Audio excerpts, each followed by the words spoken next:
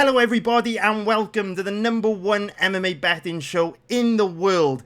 In this video, we are going to be taking a deep dive into pretty much all the fights taking place this weekend at UFC 249 from a betting perspective. And fuck me, it feels amazing to say that the fights are coming this weekend. It's been a while, right boys? But we are back like the Renegade Master, and we are going to be taking a deep dive into pretty much, like I say, all the matchups coming up at UFC 249. And I can't wait to get into these fights because there are some very interesting betting opportunities on some of these matchups, and I hope that you'll be able to use the information in this video to either earn a little bit of extra cash this weekend, maybe save yourself from making some mistakes, or at the very least learning a little bit more about some of the matchups that you are thinking of betting.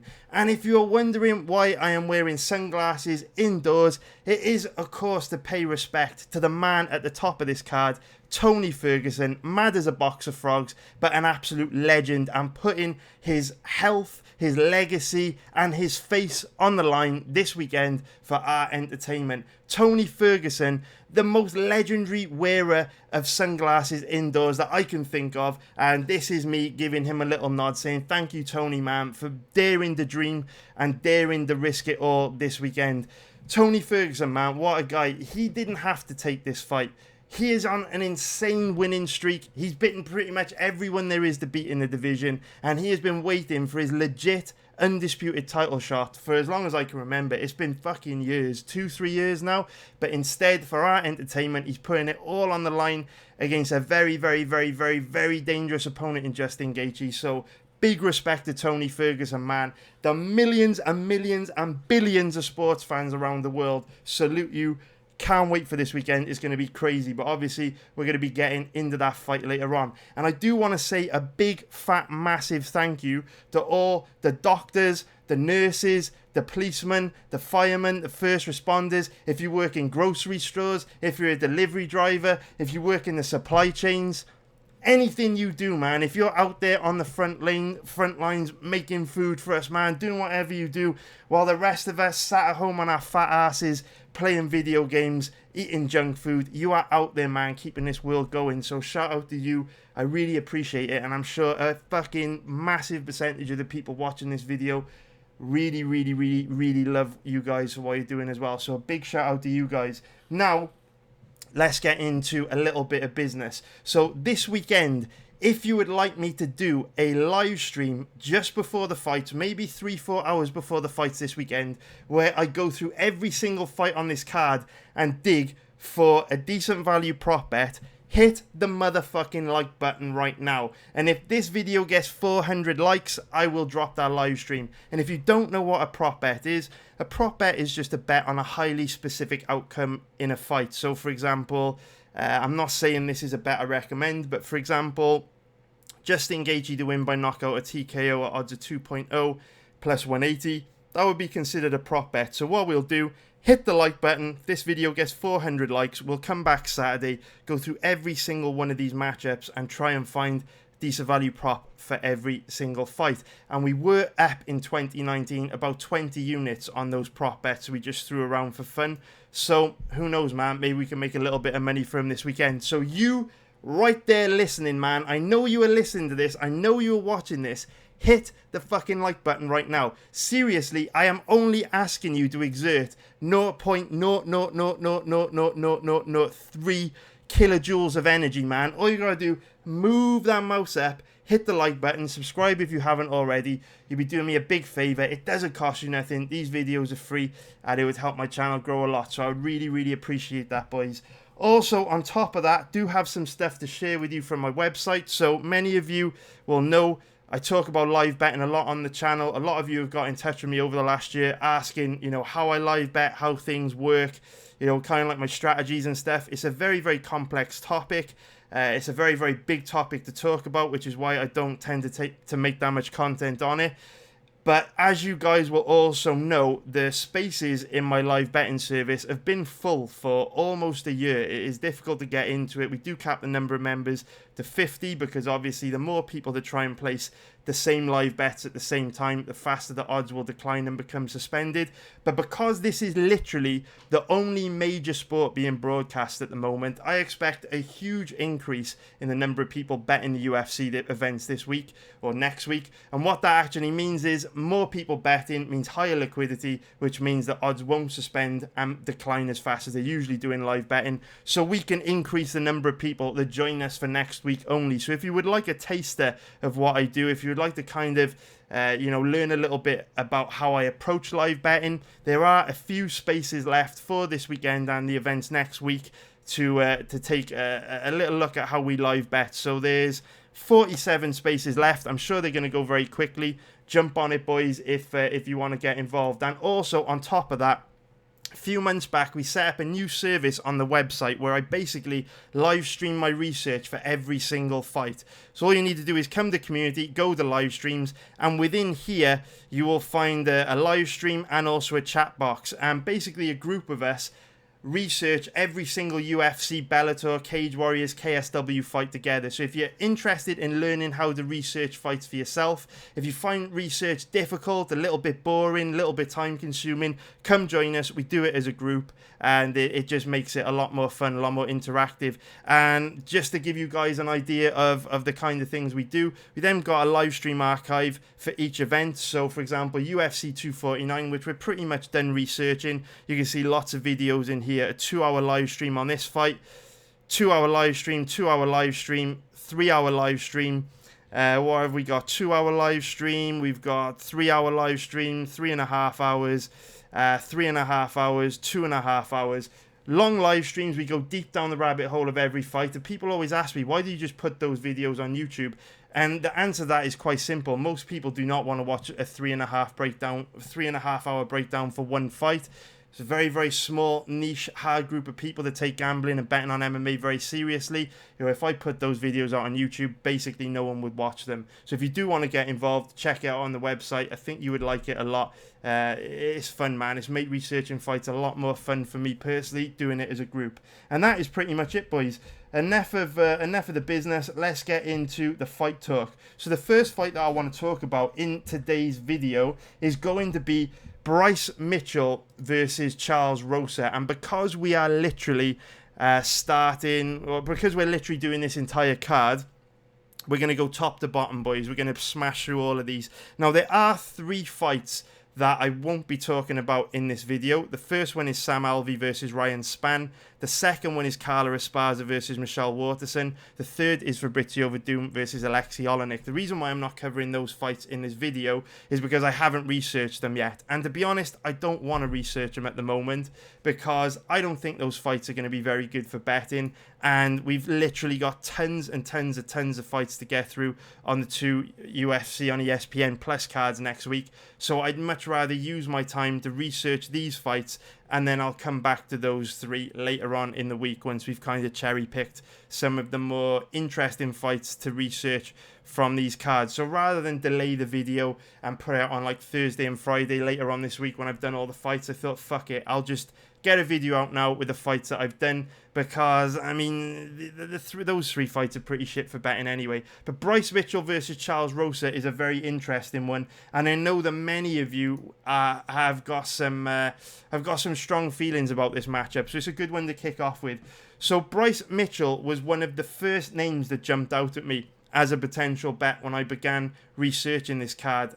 I actually thought that Bryce Mitchell would be a great bet to beat Charles Rosa, but I was actually really disappointed by what I saw in the fight research, and that's the reason why fight research is so important.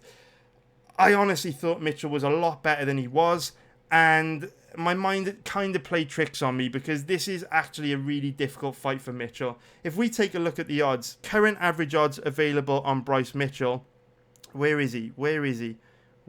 Charles Rosa, there he is. So currently around about an average of say 1.63. So 1.63 minus 159 for an implied probability of 61%. to bet Mitchell, you've got to give him a better than 61% chance of winning. If we look at Rosa, current average odds available on Rosa, call it an average of 2.35, which is going to be plus 135 for an implied probability of 43%. You want to bet Rosa, got to give him a better than 43% chance of winning.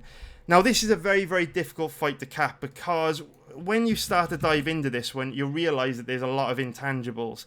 And what I find is that MMA is a lot like WWE in many respects, in that a fighter's personality and popularity can actually have a massive influence on the odds. And I really believe that's what's happening here. You know, we all love Bryce Mitchell. He's a funny guy. He's very, very entertaining.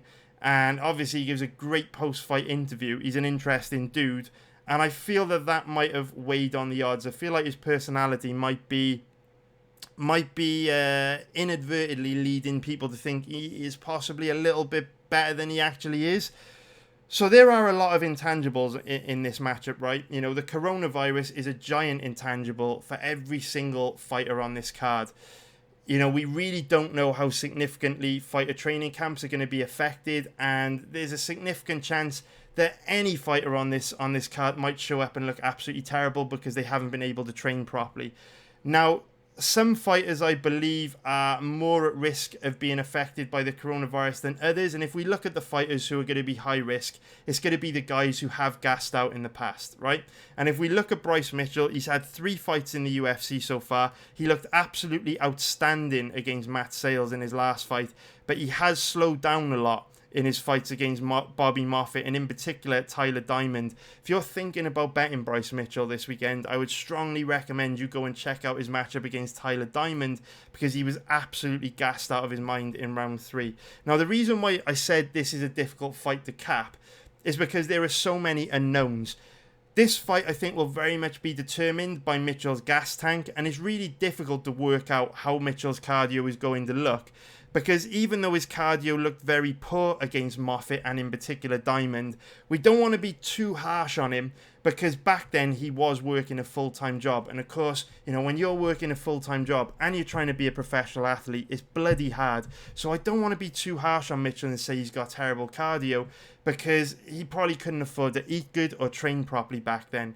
Obviously, since then, he's got a few 50 grand bonus checks. He's now focusing on fighting full-time. He's a full-time professional fighter, and I'm sure his cardio will have improved a lot. So for all we know, he might come in against Charles Rosa this weekend, fight at an incredible pace for 15 minutes, not slow down at all, and look outstanding. But it's difficult to say. Until we see it, we don't know if it's going to happen. And of course, disruptions to Bryce Mitchell's training camp due to the coronavirus may negate any of the good work that he will have done, you know, since being able to focus on fighting full time. So that's a big intangible. Another intangible is obviously Charles Rosa's inactivity and also his injuries that he's been battling. So this guy has been super inactive. If we look at, you know, his fight against Yair Rodriguez back in 2015, I mean, we're in May. June is next month. This is almost 5 years ago, and since then he's only fought 3 times. And more alarmingly is that he hasn't actually spent much time in the octagon, because in the last 3 years he has only spent 2 minutes and 46 seconds in the octagon. So Charles Rosa, in all his interviews building up to this fight, was kind of saying, you know, the reason why I've been really inactive is because I was struggling with a lot of serious injuries, and now that those injuries are corrected through surgery, I feel 100% I'm going to be better than you've ever seen from me before. But fighters say that stuff all the time, you know what I mean? Until you see it in the cage, you can't believe it. So that is another big intangible. Mitchell's gas tank is a concern, and Rosa's inactivity and injuries are also a concern.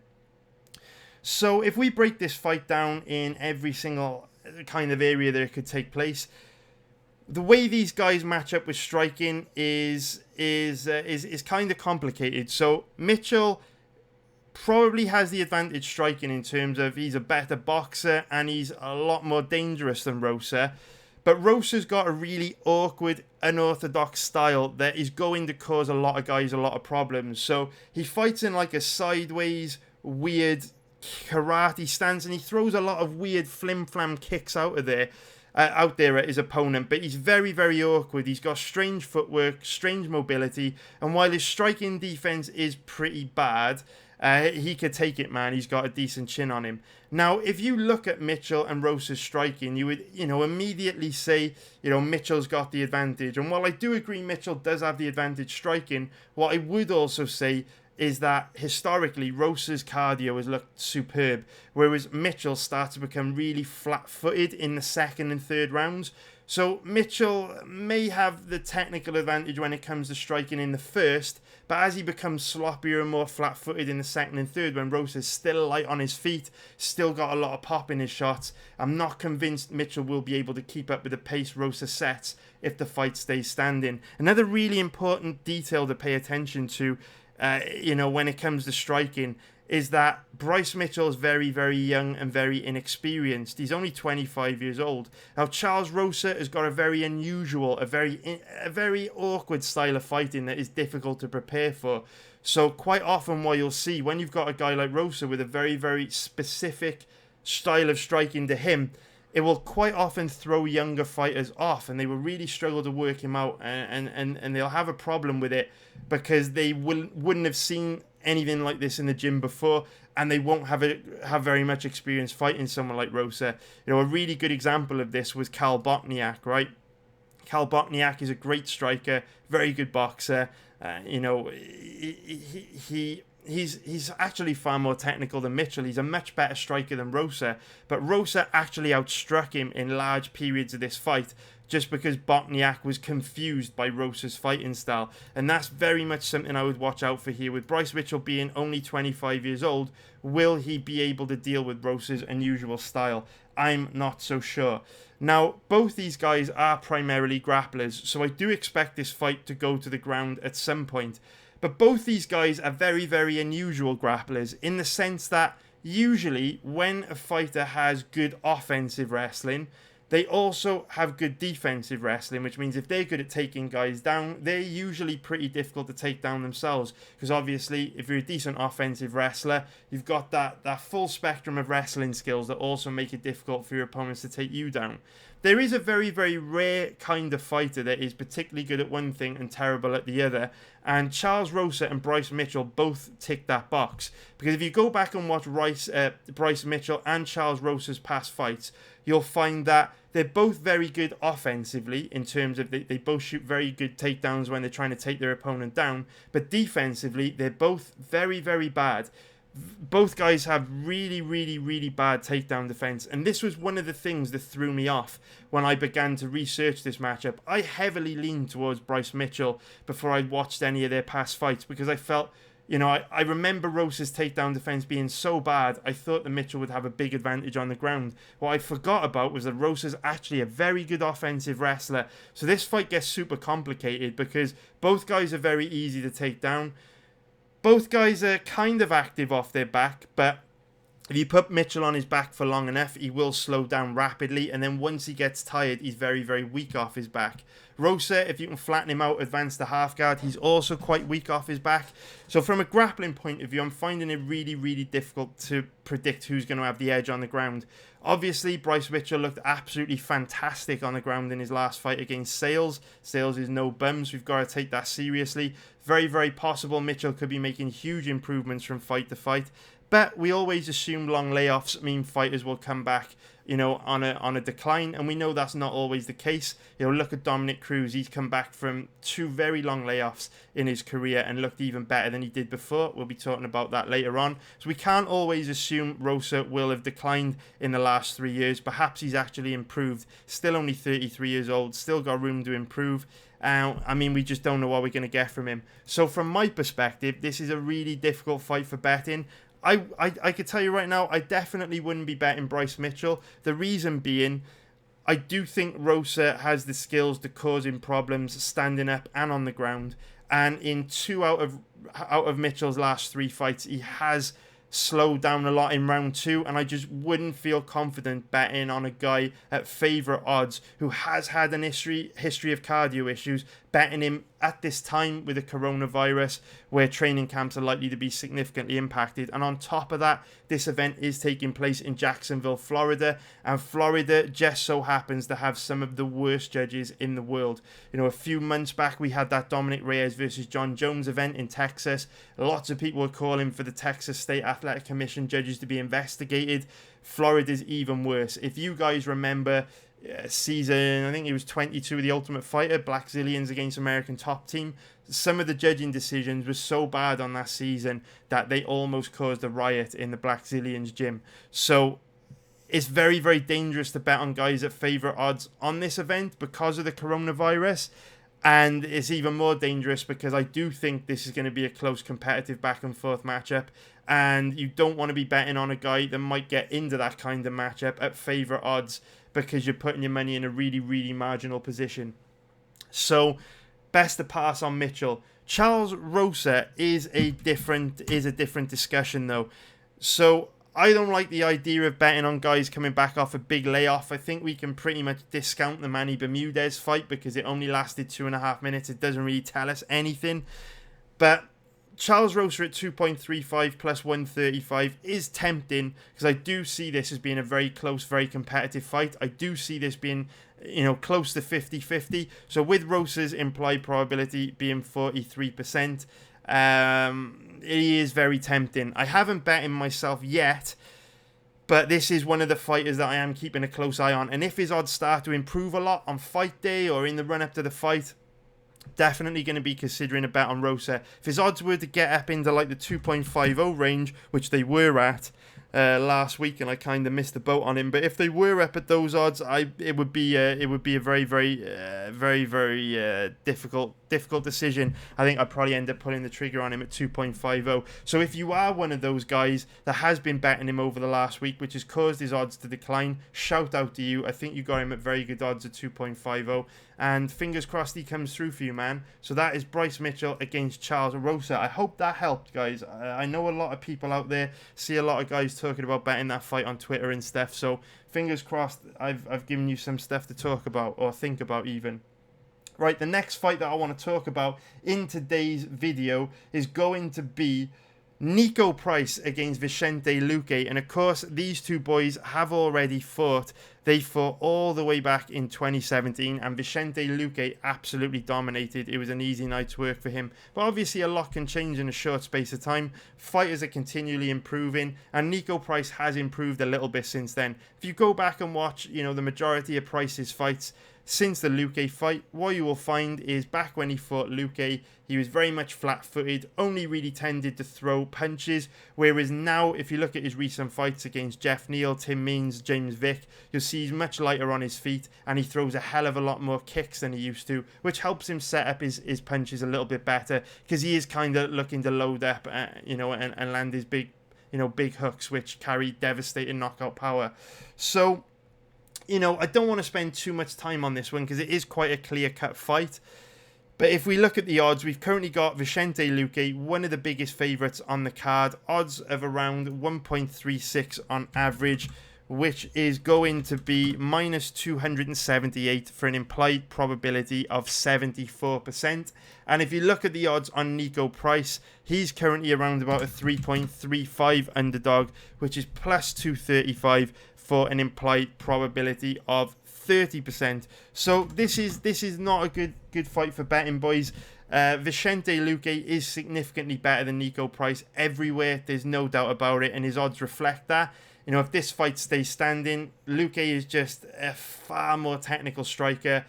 You know, throws a wider range of strikes, better defensively. He can mix up his leg kicks, his boxing. He's got great combinations. And Niko Price is a little bit sloppy. He's a little bit scrappy. You know, in terms of technique, Luque is light years ahead of Niko Price when it comes to striking. Obviously, the problem with Niko Price is that he carries devastating knockout power. This guy has got abnormal, freakish, godlike power. And if you go back and look at his knockout against James Vick and also Randy Brown, I mean, even his Tapology page tells you the story of how insanely dangerous this guy is. How many times have you seen hammer fists from bottom position being listed as a way a fight has ended on a Tapology profile, or a knockout by upkick. It is so rare. It's almost like this guy has got adamantium in his bones. He is a freak, he is a superhero, and he is extremely dangerous. So while Luque has an infinitely huge advantage when it comes to striking, that doesn't mean he can't get caught. And what I will say about Luque is he does have an amazing chin. I don't think he's ever been knocked out. He's had, over 25 pro fights, or around 25 pro fights. We look back through his record, you can see that he's never been knocked out, which is very, very impressive because he's fought some heavy hitters like Hayder Hassan. He's fought Leon Edwards, who gone the distance with him. Nico Price, obviously very dangerous.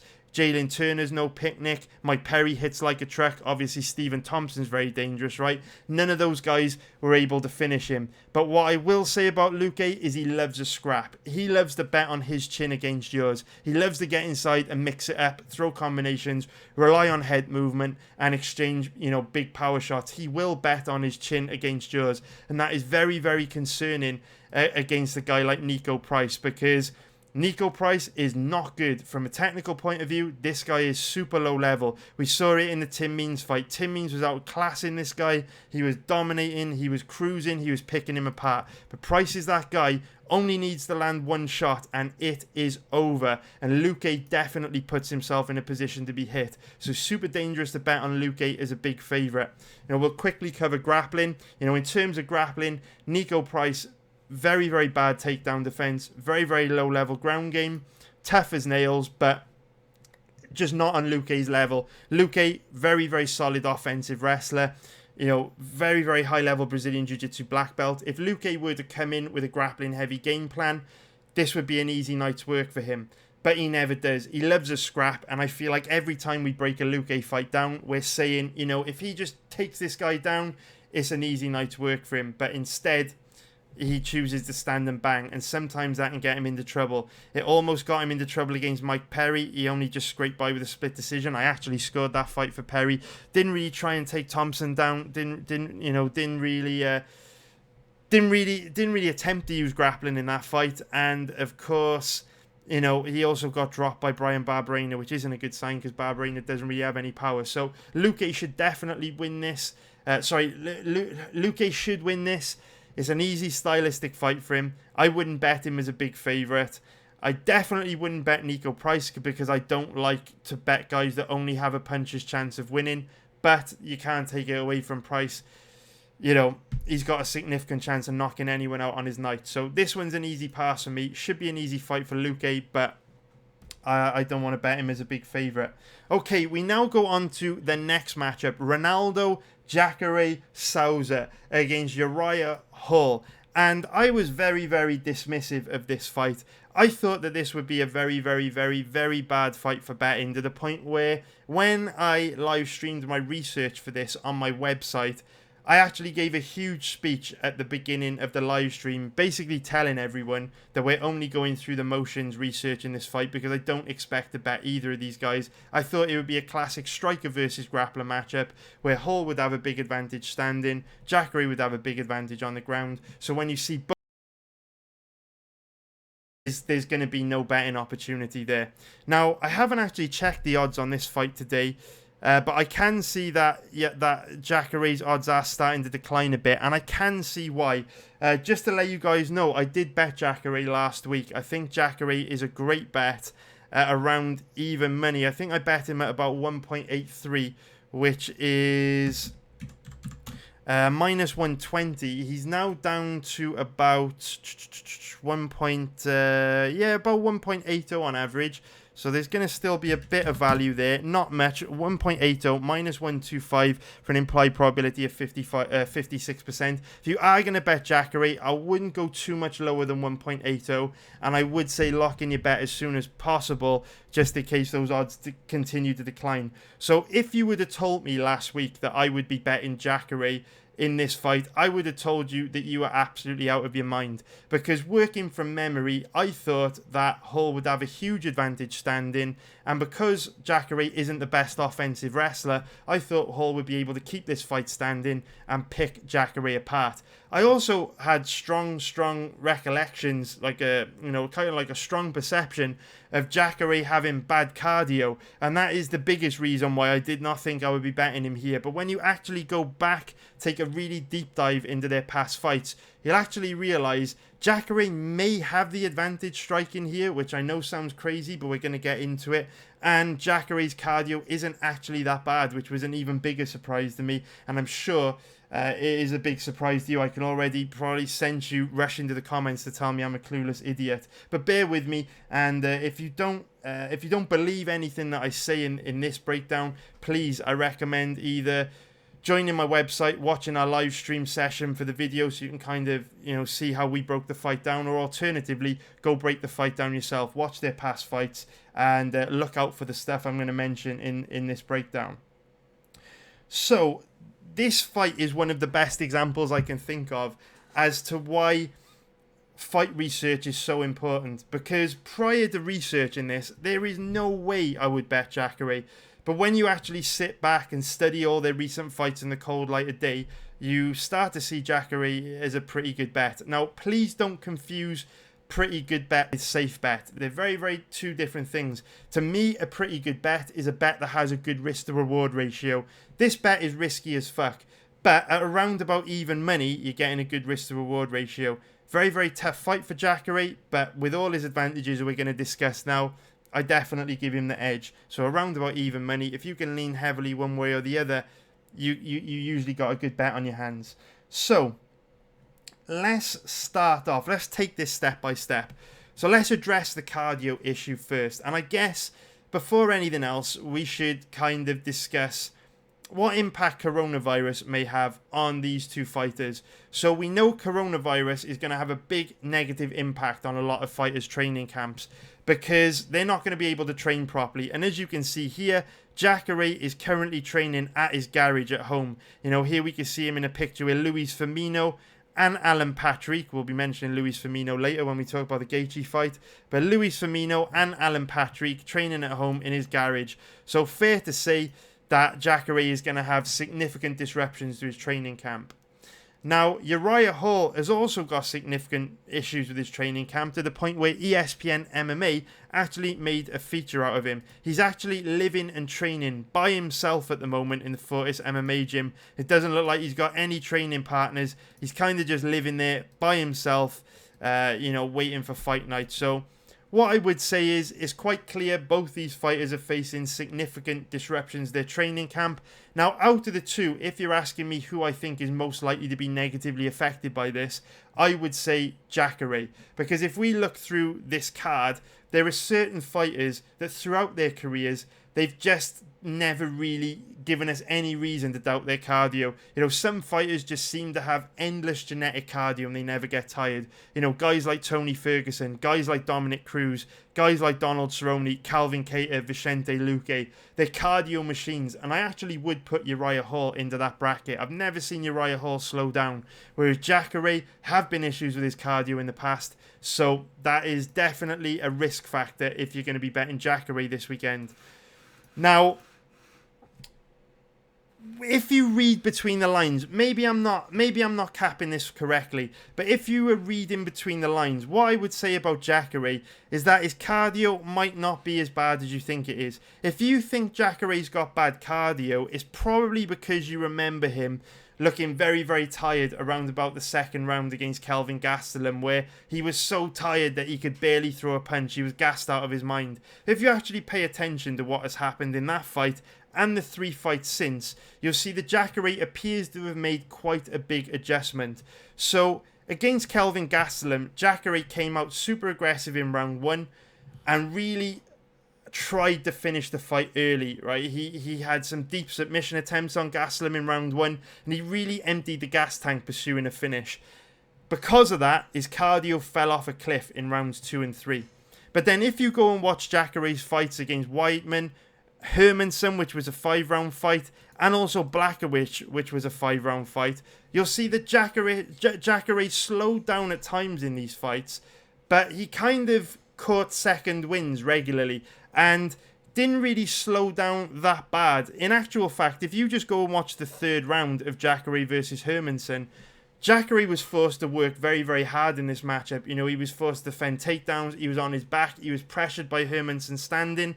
And in the third round of this matchup, he was actually fresher than Hermansson. It was Hermansson that was looking more tired. And we know Hermansson is an absolute beast. So what I actually think has happened is Jacare had so many of his fights leading up to the Gastelum matchup end early. You know, this one ended in round 1. This one ended in round 1, this one ended in round 1, this one ended in round 1. And I think what happened is he was so used to running through people in round 1 that he tried to go out and do exactly the same to Kelvin Gastelum. But of course we know Gastelum's very well rounded, he's tough as nails, he weathered the early storm, dragged Jacare into deep waters and drowned him right and picked up the win. But because Jacare had so many early finishes, he tried to do the same against Gastelum and he adrenaline dumped. Since then, Jacare does a much better job of pacing himself. Instead of coming out and redlining it in round 1, he's much more tactical. He conserves energy much better and he actually fights in waves. So he makes sure that he kind of spreads his output out across the 15-minute period, so that he doesn't risk just completely blowing his wad like he did against Gastelum. And that's very, very, very significant here, because what you will notice about Jacare is that he only gets tired when he isn't allowed to dictate the pace. And what I mean by that is, against Weidman, Hermansson and Blachowicz, he only looked tired when those three guys got in his face, walked him down, pressured him and forced him to react to what they were doing. When he's allowed to lead the dance and come forward himself, his cardio is very, very good. Now, that's a significant detail to pay attention to, because what characterizes Kelvin Gastelum's fighting style? Well, he's always in your face. He never lets you off the hook. He's constantly walking you down, looking to box you up. And that's the reason why Jacare had so much trouble against Gastelum. There was nowhere for him to take a break. Gastelum just stayed on him. If Jacare landed a huge bomb with his right hand and backed Gastelum up, even though Gastelum was hurt bad, he would jump right back on top of Jacare and wouldn't give him a second to breathe. And that made it very, very difficult for Jacare to pace himself. Now that is very, very significant in the context of this fight, because Uriah Hall is a counter striker. He doesn't like to lead the dance. Uriah Hall does come forward and pressure from time to time, but it tends to be in blitzes. It's not a sustained wave after wave after wave of relentless pressure like what you get from a Kelvin Gastelum. And that's significant because Uriah Hall's style of counter-striking will let Jacare pace himself, which is where Jacare performs at his best. Now, that's very, very significant, because what that is going to do, it's going to enable Jacare to conserve energy, to kind of store up enough energy to shoot, one really big takedown each round. And while Uriah Hall isn't easy to take down, he's very, very complacent with his takedown defense, in the sense that, at times Uriah Hall's takedown defense looks great. He does everything correctly, but then he gets complacent, and instead of fighting for underhooks, he'll start to throw short shots and give up a really, really weak takedown. And you cannot do that against Jacare. Jacare, undoubtedly, one of the highest level grapplers that ever compete in MMA. And Uriah Hall is at such a low level on the ground. If Jacare just gets him to the ground once, that's probably going to be enough for Jacare to get the finish. What you'll also notice if you go back and watch Hall's past fights, he gives his back up a lot when defending takedowns, when working his way back to his feet, and when in the clinch, and you cannot afford to give your back to Jacare. If you go back and watch the Shoeface fight, his last matchup, you'll see exactly what I'm talking about. He gave his back up multiple times and actually had his back controlled for pretty much the entire third round. This was a very, very competitive fight. So Jacare has an enormous advantage on the ground, and Uriah Hall's takedown defense definitely isn't bulletproof. In the Shoeface fight, he only defended 4 out of 8 takedowns, 50-50, which isn't good when you're fighting a guy like Jacare that might only need to land 1 to get a finish on the ground. Jacare's light years ahead of him on the ground, is not comparable. But when it comes to striking, both these guys are similar in many ways, because like we were saying earlier on, where Bryce Mitchell and Rosa were very good offensive wrestlers, very, very poor defensively, it's very much the same with Hall and Jacare's striking. When both these guys are leading the dance and attacking their opponent, in terms of walking forward and initiating the exchanges, both guys are at their best. They're very, very good. When they're both on the back foot and being pressured, they're very, very bad defensively. And that's significant in this fight because the fighter most likely to be on the back foot is going to be Uriah Hall. This is because even though he isn't very good on the back foot, because of his kind of kick-space style of striking, he kind of has that counter-striking vibe. Hall prefers the counter-strike. He's kind of more submissive. He's not going to battle someone for control of the centre of the octagon. If someone like Jacare wants to get aggressive and take control of the centre of the octagon, he's going to give it to them. Now, he might come forward and try and back him up in spurts and blitzes, but like I said, it's not going to be sustained like what you see from Gastelum. So what's significant is when Hall is being forced to fight on the back foot, his striking defense, particularly boxing defense, is very, very poor. You can light this guy up like a Christmas tree. Go back and watch his fights against Bivon Lewis and Paulo Costa to see exactly what I'm talking about. Even the Jocko fight illustrates it. Jacare is a very, very good boxer when he's leading, when he's come forward. If he's being pressured, he's not good at using his boxing to back you up. But if he's leading, his combinations are excellent. Rips great combinations of the body, goes upstairs, and as we saw in the Weidman fight, he does have legit one-shot KO power, even at the tail end of his career, 40 years old. And Uriah Hall is definitely there to be hit. If you pressure Uriah Hall, you can actually catch him like a rabbit caught in the headlights against the cage. He kind of freezes, flinches, and he's wide open to taking big damage. So Jacare could have the boxing advantage here. Now, that doesn't mean Uriah Hall isn't dangerous with his punches. Uriah Hall has got devastating one-shot KO power. But what you see from Hall is that he's very much a single-shot fighter. So, you know, he's devastating if he can time you with one, you know, devastating hook. But he's not particularly good at setting that hook up. He's not particularly good with combos. He's very, very fast, but he can't. His boxing's not great. If you go back and watch his past fights, you will see exactly what I mean. And that's quite significant in this matchup because Jacare's striking defense is absolutely superb. You know, they say that speed and reflexes are one of the first things to go when you get old, but Jacare at 40 years old still has amazing striking defense, and that is illustrated in the stats. You know, if we look at Jacare's record, he's had almost 40 pro fights, and he's only ever been KO'd twice in his career. You know, this is a guy that's fought beasts like Kelvin Gastelum, you know, Vitor Belfort, Yoel Romero, Francis Carmont, who else we got? Luke Rockhold, Robbie Lawler, Tim Kennedy, Matt Linland, and the only two guys that ever knock him out were Gegard Mousasi and Robert Whittaker. And obviously there's no shame in being knocked out by those guys. So Jacare, excellent striking defense, excellent chin, and you can definitely see the influence that Anderson Silva has had on Jacare's striking defense. Obviously Ronaldo Souza, you know, Jacare trained with Anderson Silva for about 20 years.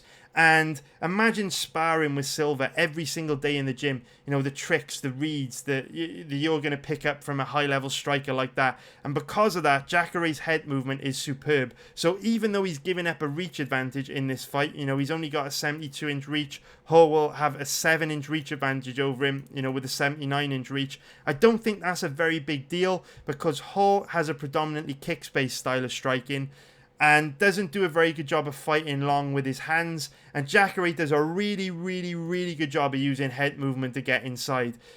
And realistically, you know, Jacare's trained with Anderson Silva for 20 years. Obviously, they're not training together at the moment.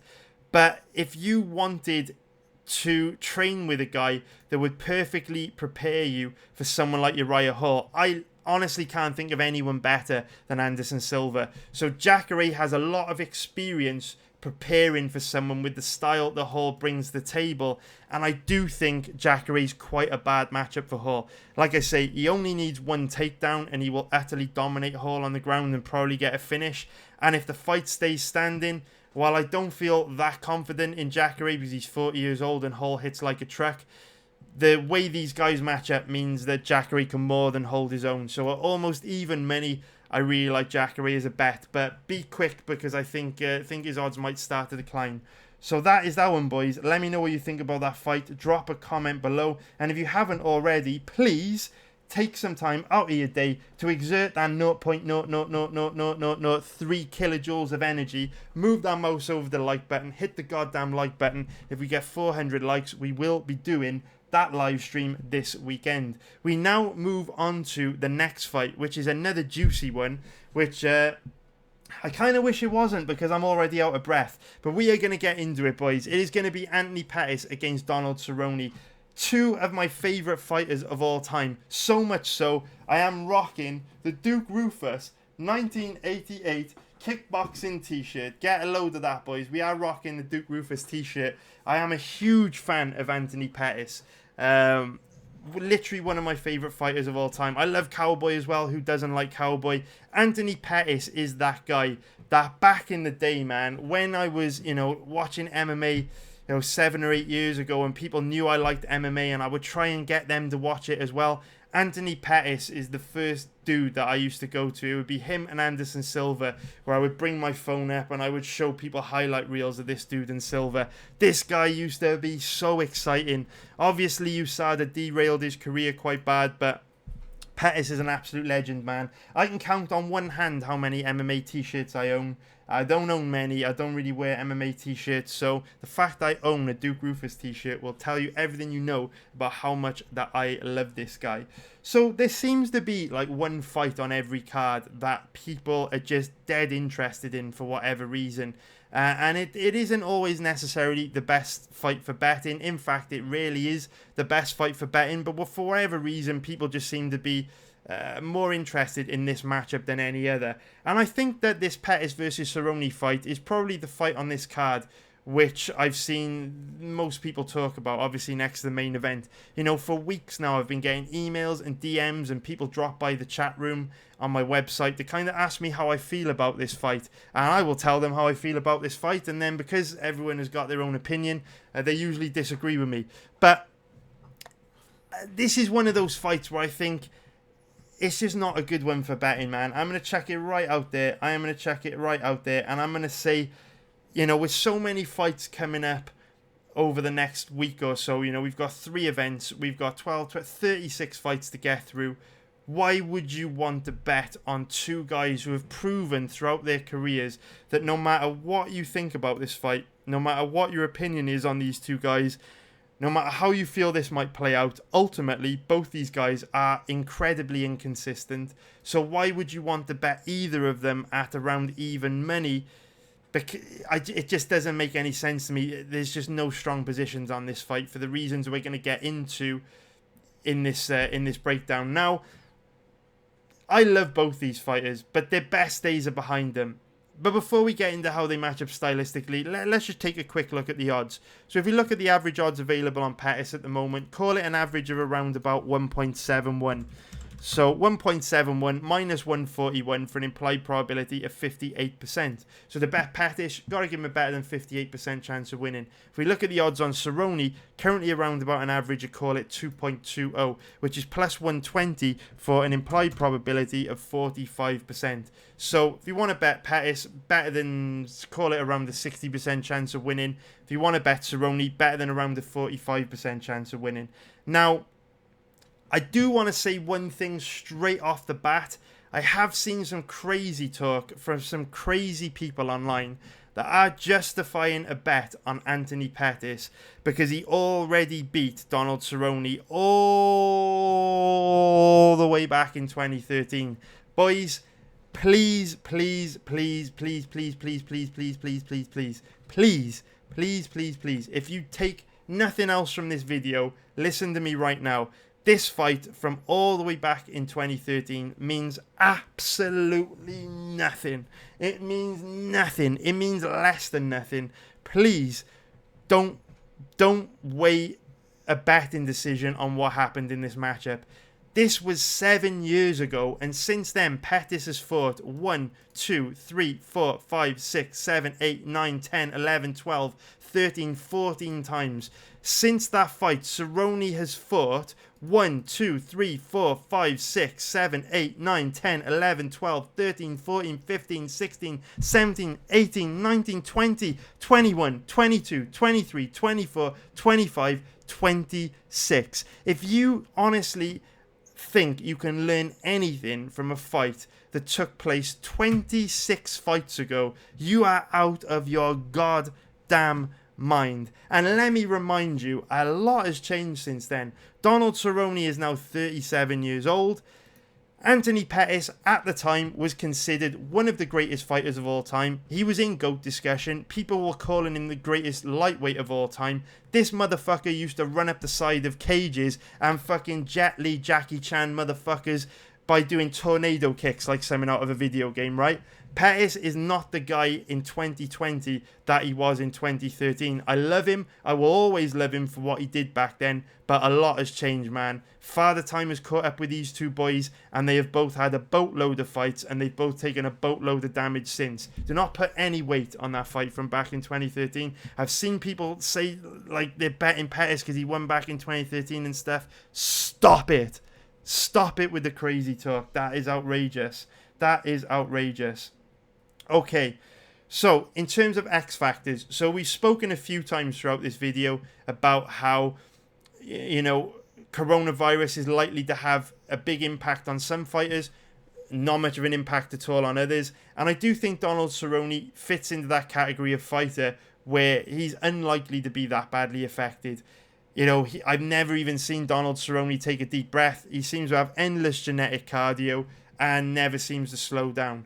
Now, there was a point in time where you could say the same about Pettis, but he has started to slow down in his fights in recent years. He slowed down against Diego Ferreira and Nate Diaz, and also against Tony Ferguson. Now, a big part of him slowing down is the pressure that Ferguson, Diaz and Ferreira were able to put on him. So I'm not going to go out and say Pettis has got bad cardio. I'm just saying that there are some question marks on it. You can't trust him quite as much as you can Cerrone, and for the same reasons I think it's dangerous to bet Mitchell, because he has shown signs of slowing down in the past, with coronavirus having a significant impact on fighter training camps. Someone you definitely want to be considering as a risk factor for Pettis.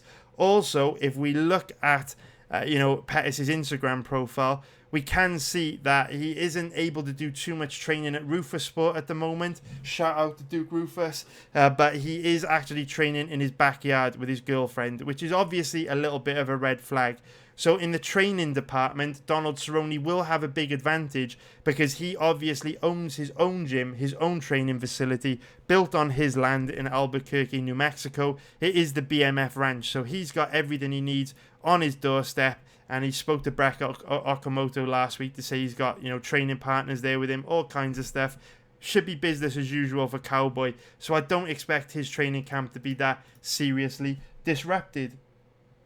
So earlier on I said, I kind of opened up this betting breakdown by saying I don't see why anyone would want to bet on either of these fighters because of how inconsistent they are. And I just kind of want to explain that to you. So in my mind, whenever you bet on Cerrone or Pettis, it's always a 50-50 bet because you never know if they're going to show up and perform their full potential, or you never know, if either of them are going to quit when they get put in a bad position. So straight off the bat, for me personally, you cannot bet Anthony Pettis. It just makes absolutely no sense. If you look at Anthony Pettis' record, he's quit in like 4 of his last 8 fights. He kind of quit against Ferreira, kind of quit in that 3rd round against Diaz. He was kind of pulling guard. At one point, he'd straight up lay on the floor. Kind of quit against Tony Ferguson, kind of quit against Poirier, kind of quit against Holloway as well, right? Pettis has got a long history of quitting in fights when you put him in a bad position.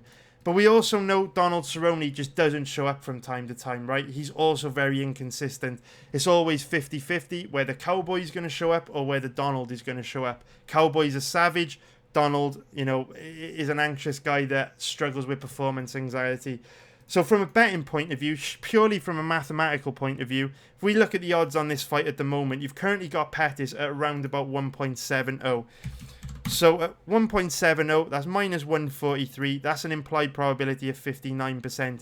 It's 50-50 whether this guy's going to quit or not if you put him in a bad position.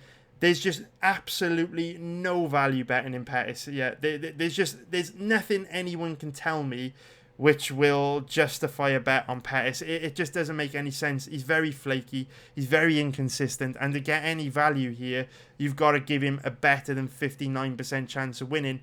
I don't think you can ever cap Pettis at better than 50% unless he's fighting someone completely awful, and Cowboy isn't. A lot of people think he is. There's still some fight left in the old dog. We look at Cerrone.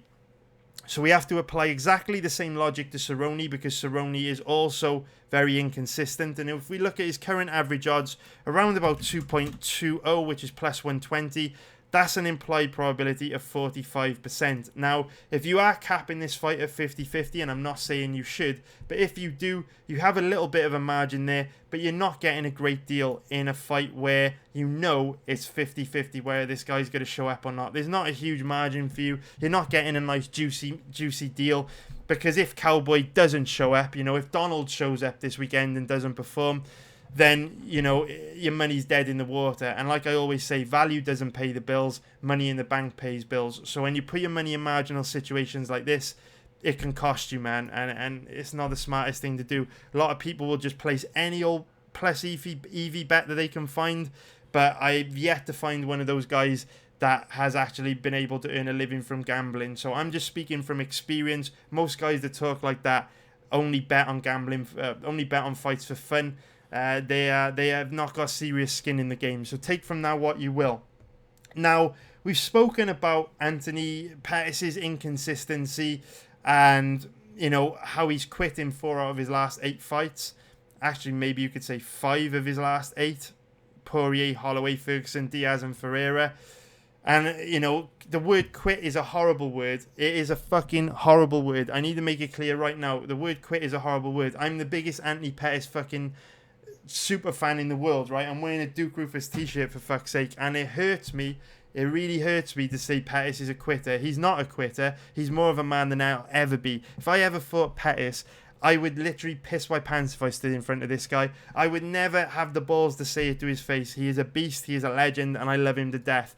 All I can do, though, is try and make the best decision possible with the information I have available. And unfortunately, I earn a living from trying to predict the outcome of fights, right? And I make money betting on MMA. I have to look at this kind of stuff.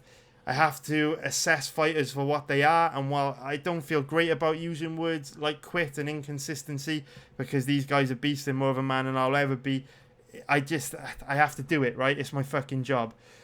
So we've spoken about the reasons why Pettis is inconsistent. We will now learn a little bit more about Cerrone's inconsistency, but instead of me talking about it, let's hear it straight from the horse's mouth. Conor McGregor, did you feel good before the fight started? No. I didn't.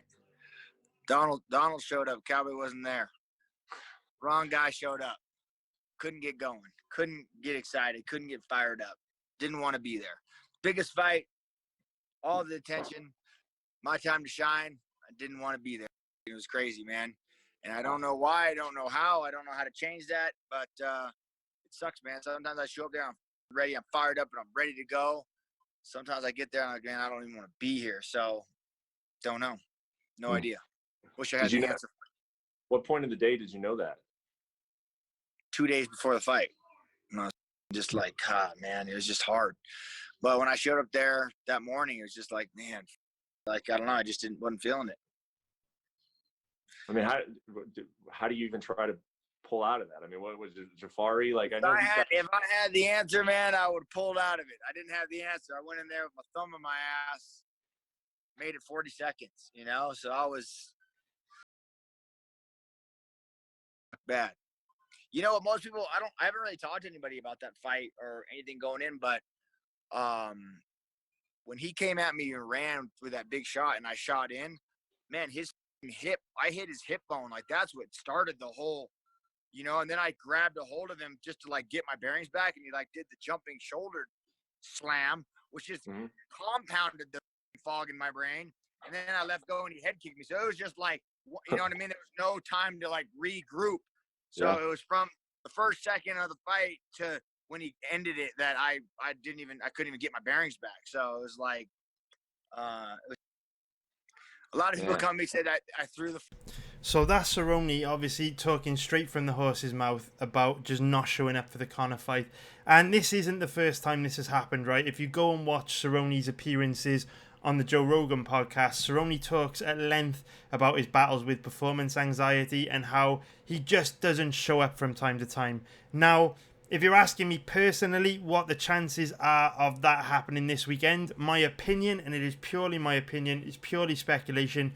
Truth is, not even Cerrone knows how he's going to perform this weekend yet. He's not going to know how he's feeling until fight day. But truthfully, I think it's more likely Cerrone looks good this weekend, purely because the event is taking place behind closed doors. There's not going to be any crowd there. He's not the main event. It's on the prelims. Pettis isn't a particularly big name or a particularly difficult stylistic matchup.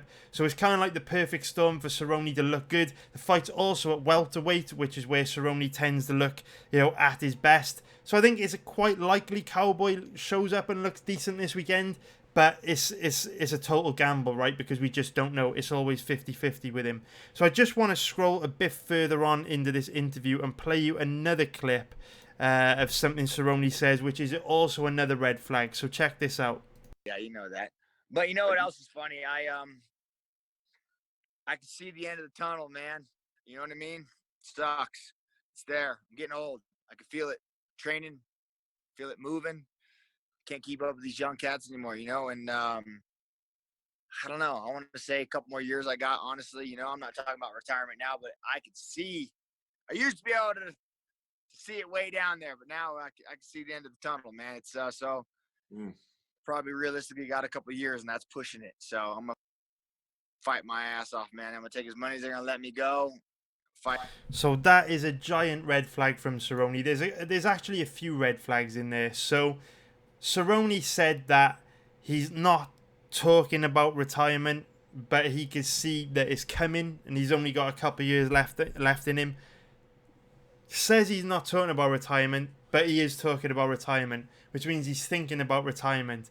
And I've got some pretty strict rules on betting MMA. There are certain like golden rules that I've built over the years to keep me out of trouble. So, for example, if a fighter talks about retirement, that is a huge red flag.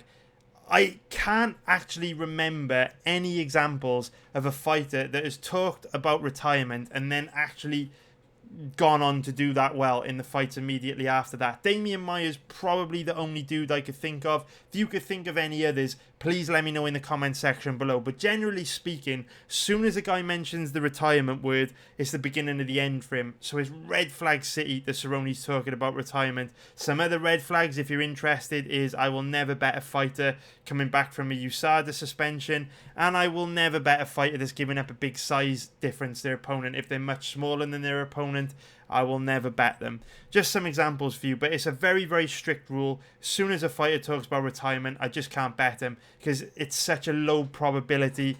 Fighters that talk about retirement and then go on to do well, it's such a low probability play. It doesn't happen very often. Now, there was another red flag within what Cerrone said there, where he talked about feeling like retirement is coming very, very soon because his body's not what it used to be. His body's starting to feel beat up. He's a little bit slower. And I think that is definitely starting to show in his recent fights against McGregor, Gaethje in particular, and to some extent Ferguson, although Cerrone didn't look too bad in that fight. The Gaethje fight, probably the most concerning one out of all these three fights for me, because if you go back and watch it, or if you go check out the live stream I did for this fight on my website in the live stream archive, you will actually see that Gaethje lands the punch that ended the fight twice before the punch that ended the fight. So what I mean by that is Gaethje was setting Cerrone up for the big right hook that actually initially dropped Cerrone. He landed it clean and hard twice before landing it the third time, which eventually put Cerrone down.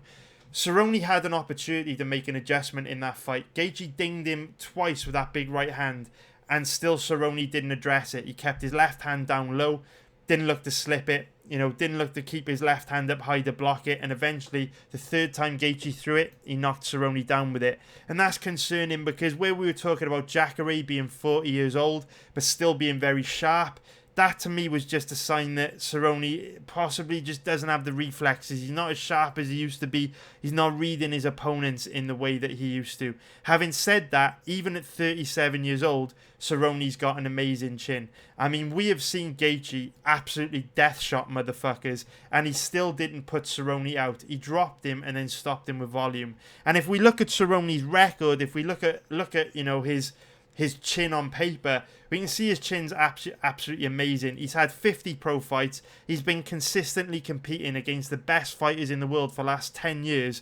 And pretty much no one has been able to knock him out. Gaethje's probably come the closest. All the other dudes, Conor, Darren Till even, Rafael Dos Anjos, Anthony Pettis, all these other guys, they've either stopped stopped Cerrone with a body kick or stopped him with volume. No one has actually cracked him and turned his lights out, which is a testament to how good his chin actually is. Gaethje's probably come the closest, but even at 37 years old, Cerrone can still take one hell of a shot, right? And, really not getting flatlined in 50 pro fights says that, which is very unusual because Cerrone does have bad striking defense. He does fight with his hands down very low, and that's what makes this a very, very tricky fight to cap when it comes to striking, because Cerrone has got very good kicks but very slow hand speed, very, very slow boxing, fights with his hands low, and very, very hittable, man.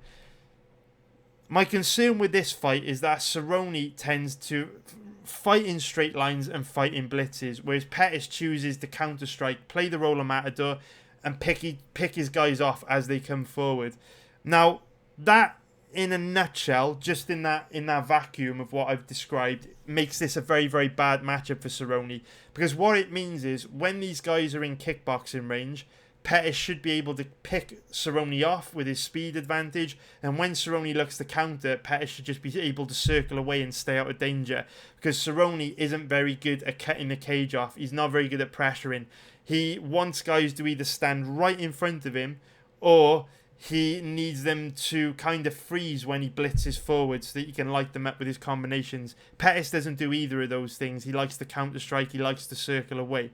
Now, if Pettis comes into this fight with a gas tank to circle away from Cerrone for 15 minutes, he should have the advantage striking. But what you will find with Pettis is that he's very light on his feet and has great footwork in round one, but he becomes much more flat-footed in the second and third rounds. So while Cerrone may struggle bad in round one when Pettis is kind of like picking him off and then circling away, if Pettis starts to become more flat-footed in rounds 2 and 3, Cerrone's going to start to be able to blitz him and have a lot more success landing, to the point where if you go back and watch the second and third rounds of Pettis' fights against Ferreira, Diaz, Ferguson, Poirier, you'll see that he gets trapped flat-footed against the cage very, very often, and these guys just tee off on him. And if Pettis finds himself in that position against Cerrone, he's going to be in a lot of trouble. But like I said, Cerrone's not particularly good at cutting the cage off and trapping guys and pressuring them. So as long as Pettis can stay on his bike, he should have a decent advantage here standing. Now, it's very, very tricky to gauge whether Pettis is going to be able to do that or not, because Pettis has slowed down in 3 of his last 4 fights. But he slowed down because Ferguson, Diaz, and Ferreira put a lot of pressure on him. And what you'll find when you watch Pettis is that he's very much like Jacare. If you put a lot of pressure on him, his cardio falls off a cliff, and he will become very flat-footed very quickly, which is quite ironic for a counter-striker, right? Now, I don't know if that's going to play a factor in this fight, because Cerrone can't pressure guys, doesn't have the footwork to do it, doesn't have the fighting style to do it. He's not like Ferreira, Diaz, or Ferguson that can just box his way inside and smother guys in pressure. And that historically is the type of fighter that Pettis struggles against. And to be fair, Cerrone struggles against that style of pressure fighter as well. However, it does get a little bit complicated, because there is one area here where Donald Cerrone has an absolutely gigantic advantage. Now, I can tell you right now, whether you lean towards Pettis in stand-up is fair enough, but there is no one on earth that can feel confident that Pettis has a huge advantage striking. If he has any type of advantage striking, it's marginal. You can, however, say beyond all reasonable doubt that Cerrone has an absolutely massive advantage on the ground. Cerrone has an excellent reactive double leg takedown. His offensive wrestling is brilliant, to the point where he was even able to take Leon Edwards down in the 5th round at 170 pounds, and we know how good Leon Edwards' takedown defense is. I mean, Kamaru Usman and Gunnar Nelson struggled to take this guy down, and yet Cerrone was able to hit a beautiful body lock takedown. If Cerrone can take down guys like Leon Edwards, you bet your ass he can take Anthony Pettis down. Anthony Pettis' takedown defense is very, very poor, and even more worryingly, he's very, very weak off his back. Doesn't do a particularly good job of working back to his feet. And while Pettis is a very high-level Brazilian Jiu-Jitsu black belt, he is, very active off his back. He is like a lot of guys out of Rufus Sport, guys like Jordan Griffin, guys like Gerald Meerschaert, who waste a lot of time attacking with submissions off their back instead of trying to work their way back to their feet or get into top position. In terms of MMA grappling, Cerrone is levels and levels and levels above Anthony Pettis on the ground. If Donald Cerrone comes into this fight with a grappling heavy game plan, this will be an easy night's work for him. And I know I say that a lot about Cerrone, right, where I'm capping his fights. And in many ways, this matchup is very much like the Vicente Luque versus, Nico Price fight. We said the same thing about Luque. And it does apply to Cerrone. If Cerrone comes in this fight with a grappling heavy game plan, Pettis is doomed. Because what you see from Pettis is, as soon as you make him grapple a little bit, his output, his cardio falls off a cliff, to the point where, say Cerrone shoots a reactive double leg takedown in round 1, even if he just gets a minute and a half, 2 minutes of top control, when Pettis gets back up, he's going to be very, very flat-footed, and that's going to make it much easier for Cerrone to have success striking. So it's really, really, really, really important Cerrone comes out here in round 1, makes Pettis work, gets a takedown, or gets in his face, man, force him to exchange. Whether he will or not, who knows? Cerrone is a slow starter. He has bad fight IQ, infuriatingly bad fight IQ. But if Cerrone does come in and fight smart, which albeit is rare, this is a very, very tricky fight for Pettis. Now, if you're asking me what the probability is that I think Cerrone will look to get this fight to the ground, I actually think there's a decent chance he will. He actually tried to take Conor down. If you go back and watch that fight, he immediately tried the level change. And that's one of the reasons why, like we heard him talk about in the interview, run straight onto the hip of Conor, which kind of dazed him. Conor was anticipating the takedown entry, and that's what led to the sequence which resulted in Cerrone getting finished. So he did try and use his wrestling against Conor. He was unsuccessful. He did try and use his wrestling against Hernandez. It helped him go on to win. It helped tire Hernandez out. He obviously used his grappling against Perry. He tried to use his grappling against Edwards, was mostly unsuccessful. But on average, Cerrone shot at least 1 takedown per round. Didn't get a takedown until the 5th round, but that says more about Edwards than Cerrone, because obviously Edwards has got amazing takedown defense. He also tried to take Lawler down. He also did take Alex Oliveira down, right? He won by triangle choke. So a decent, we do actually see Cerrone use his grappling in quite a decent percentage of his fights, except because he's that guy who we know stands very rigid, very stiff, right in front of the middle of the octagon, looks to get into a kickboxing match. We don't always associate Cerrone with grappling, but he's definitely got that in his locker. And that is another reason why I really think Anthony Pettis is such a bad bet on this card, because not only is he really inconsistent, and it's always 50-50 whether he's going to quit if he gets put in a bad position. If Cerrone comes in with a grappling heavy game plan, Pettis is so doomed, and I don't feel there's anything Pettis can do which would be particularly difficult for Cerrone to deal with. I feel like Cerrone can hang everywhere, be competitive everywhere, even though Pettis might edge him a little bit in striking. So I think Pettis is a really bad bet. I don't like Cerrone as a bet personally either, but if you absolutely have to bet this fight, if you hold a gun to my head, ask me who I think the better bet is, it would be Cerrone, but it's super risky whoever you take in this matchup. There's no strong positions on this fight. Don't try and kid yourself into thinking there is. Both these guys are incredibly inconsistent. So do I want to say anything else about this fight? I mean, I've talked a lot. I could talk about this fight all day. Let's move on. Let's move on, boys. That one turned out to be an easy pass for me.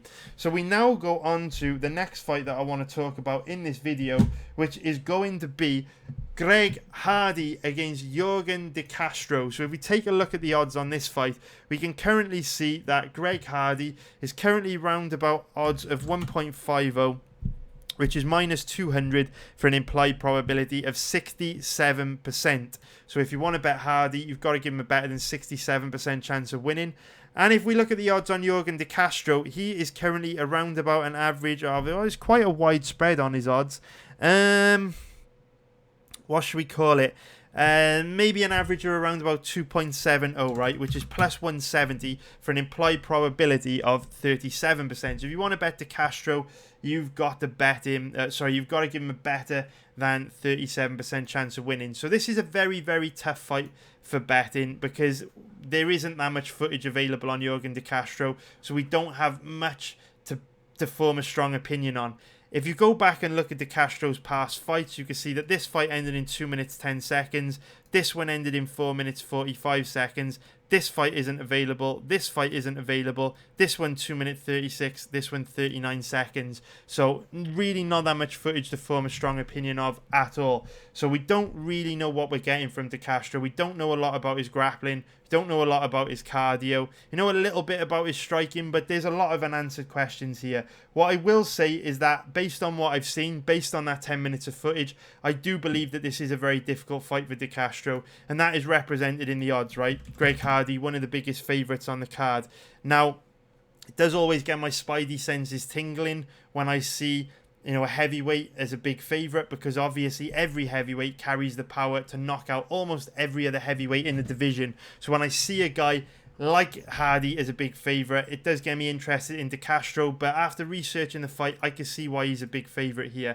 The reason why this is a tough fight for De Castro is because he is one of the smallest heavyweights in the division. So earlier on, I said a general rule of mine is to not bet on fighters that are much smaller than their opponent, and that is because size matters in MMA. We have weight classes for a reason, and De Castro, now that Roy Nelson and Mark Hunt aren't in the UFC anymore, De Castro, I would say, is probably going to be the smallest, if not one of the smallest heavyweights in the division. He's only 5'11" with a 74-inch reach, which means he should probably, with that wingspan, be competing in the lightweight or welterweight division. So kind of crazy to see him competing at heavyweight. And he did fight at lighter weight classes earlier in his career. He's only 6-0, but he started his career as a light heavyweight, here we can see here, and he also fought at a catchweight. So he's had 2 fights at light heavyweight.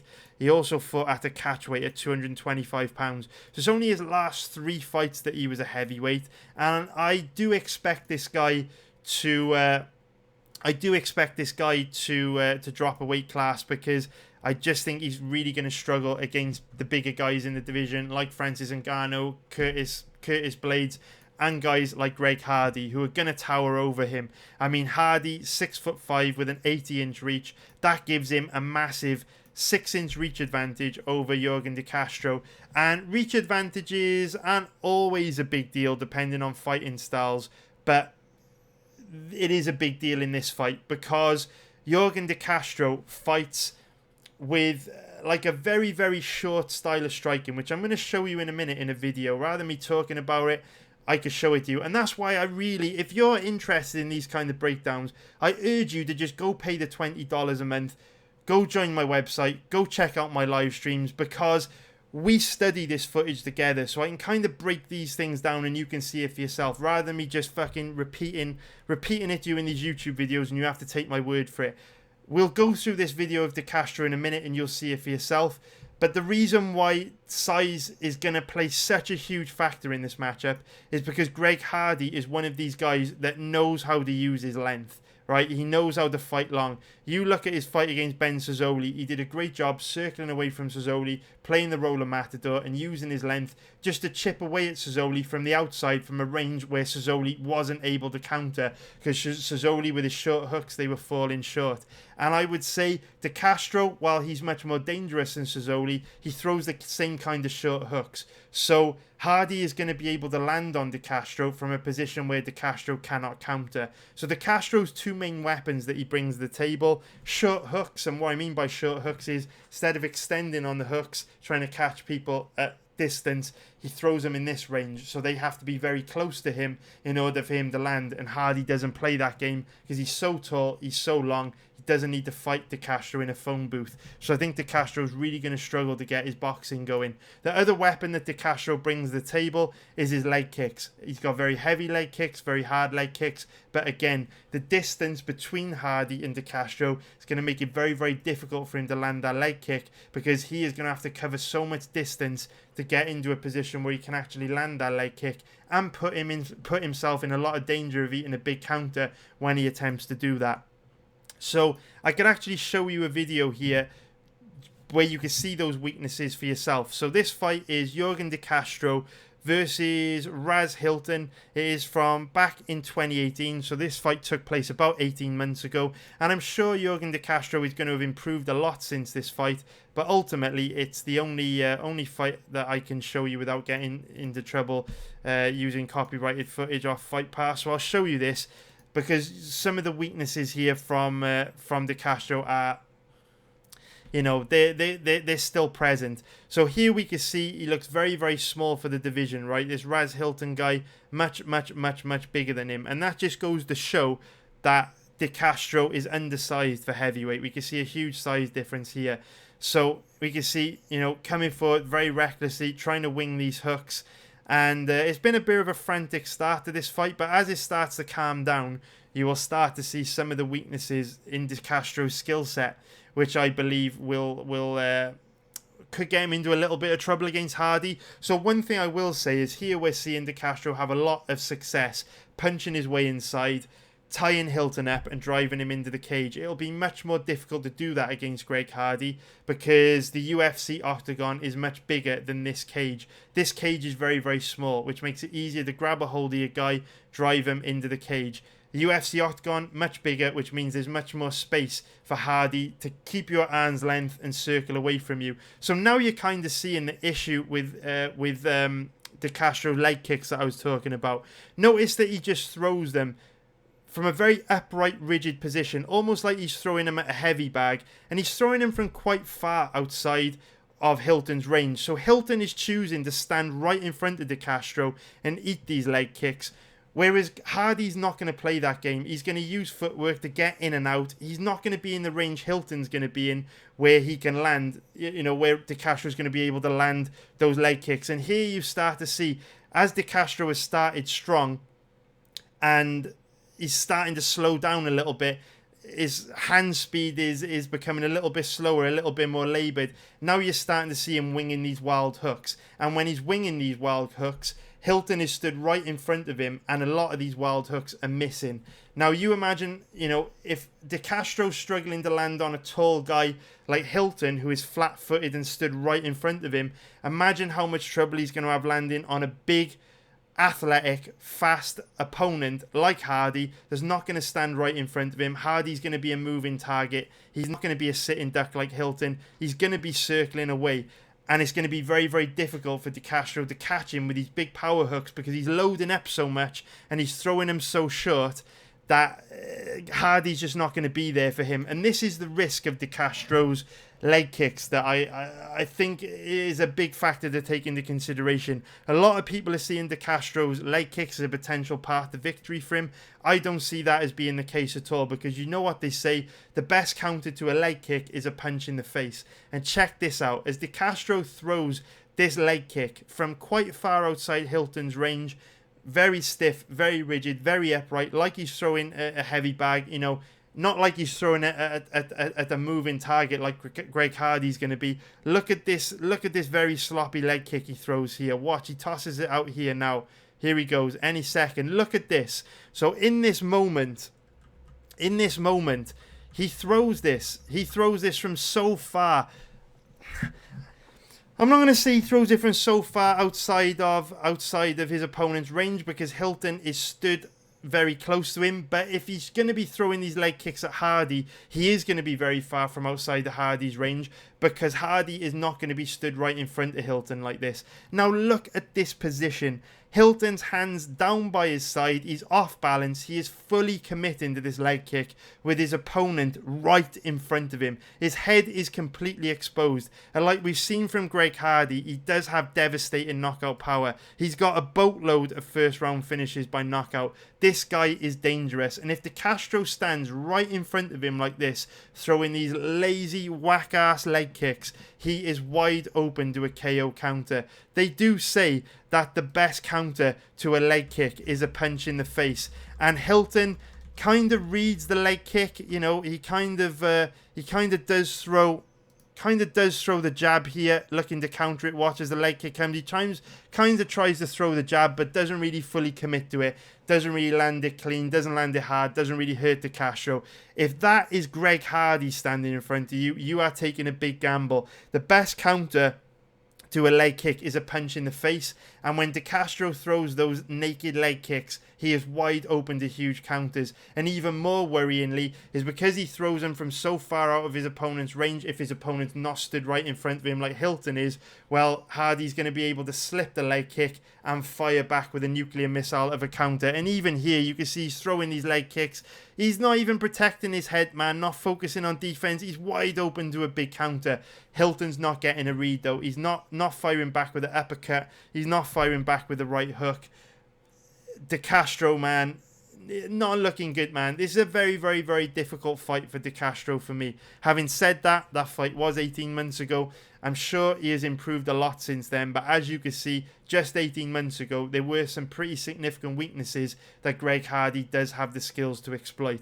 So this is a difficult fight for me for betting, because I don't want to ever bet heavyweights as big favourites, because there's that crazy statistic that, you know, if you would have bet every heavyweight underdog blind over the last 5 years or something, you would have made a profit overall, because ultimately every heavyweight possesses the power to KO any other heavyweight in the division. So it's dangerous to bet on heavyweights as big favourites, and obviously Hardy is a big favourite here. So, you know, with us not knowing too much about De Castro, we don't know much about his grappling, we don't know much about his cardio, we don't know if he's made any improvements. You know, fights on the regional circuit in MMA, like the one we just watched, sometimes fighters take him on a day's notice. So maybe that's why De Castro looks so bad. With only 10 minutes of footage on him, there's so much we don't know about this guy. So for that reason, I don't feel comfortable betting on Greg Hardy, because there's no doubt that De Castro carries major power in his hands. He only needs to land once in 15 minutes to turn Hardy's lights out, and Hardy's a big favourite, man, carrying an implied probability of 67%. You know, he's only got to get caught once in 15 minutes, your money's dead in the water. I don't think the risk to reward rate. Fucking no way I'm betting a guy like Jurgen De Castro that looked like that 18 months ago against a guy like Greg Hardy, who's disciplined enough to stick to a game plan for 15 minutes, who's light on his feet, has great cardio, heavy hands, and can just circle away from De Castro, slip those leg kicks, slip those short hooks, land counters, and put money in the bank, man, and win a pretty comfortable decision. Good stylistic matchup for Hardy. He deserves to be the favourite. I don't like him at the current odds, but I definitely wouldn't be betting De Castro here. There's a pass from me, but what I would say is that if we did see Hardy's odds start to improve, you know, if they were to get up into like the 1.6, 1.63 range, then I would definitely consider betting him. 1.60 is going to be about minus 167. It would become a little bit more attractive to me at those odds. Would probably want a bit better, to be honest. 1.63 probably hit the sweet spot for an implied probability of 61%.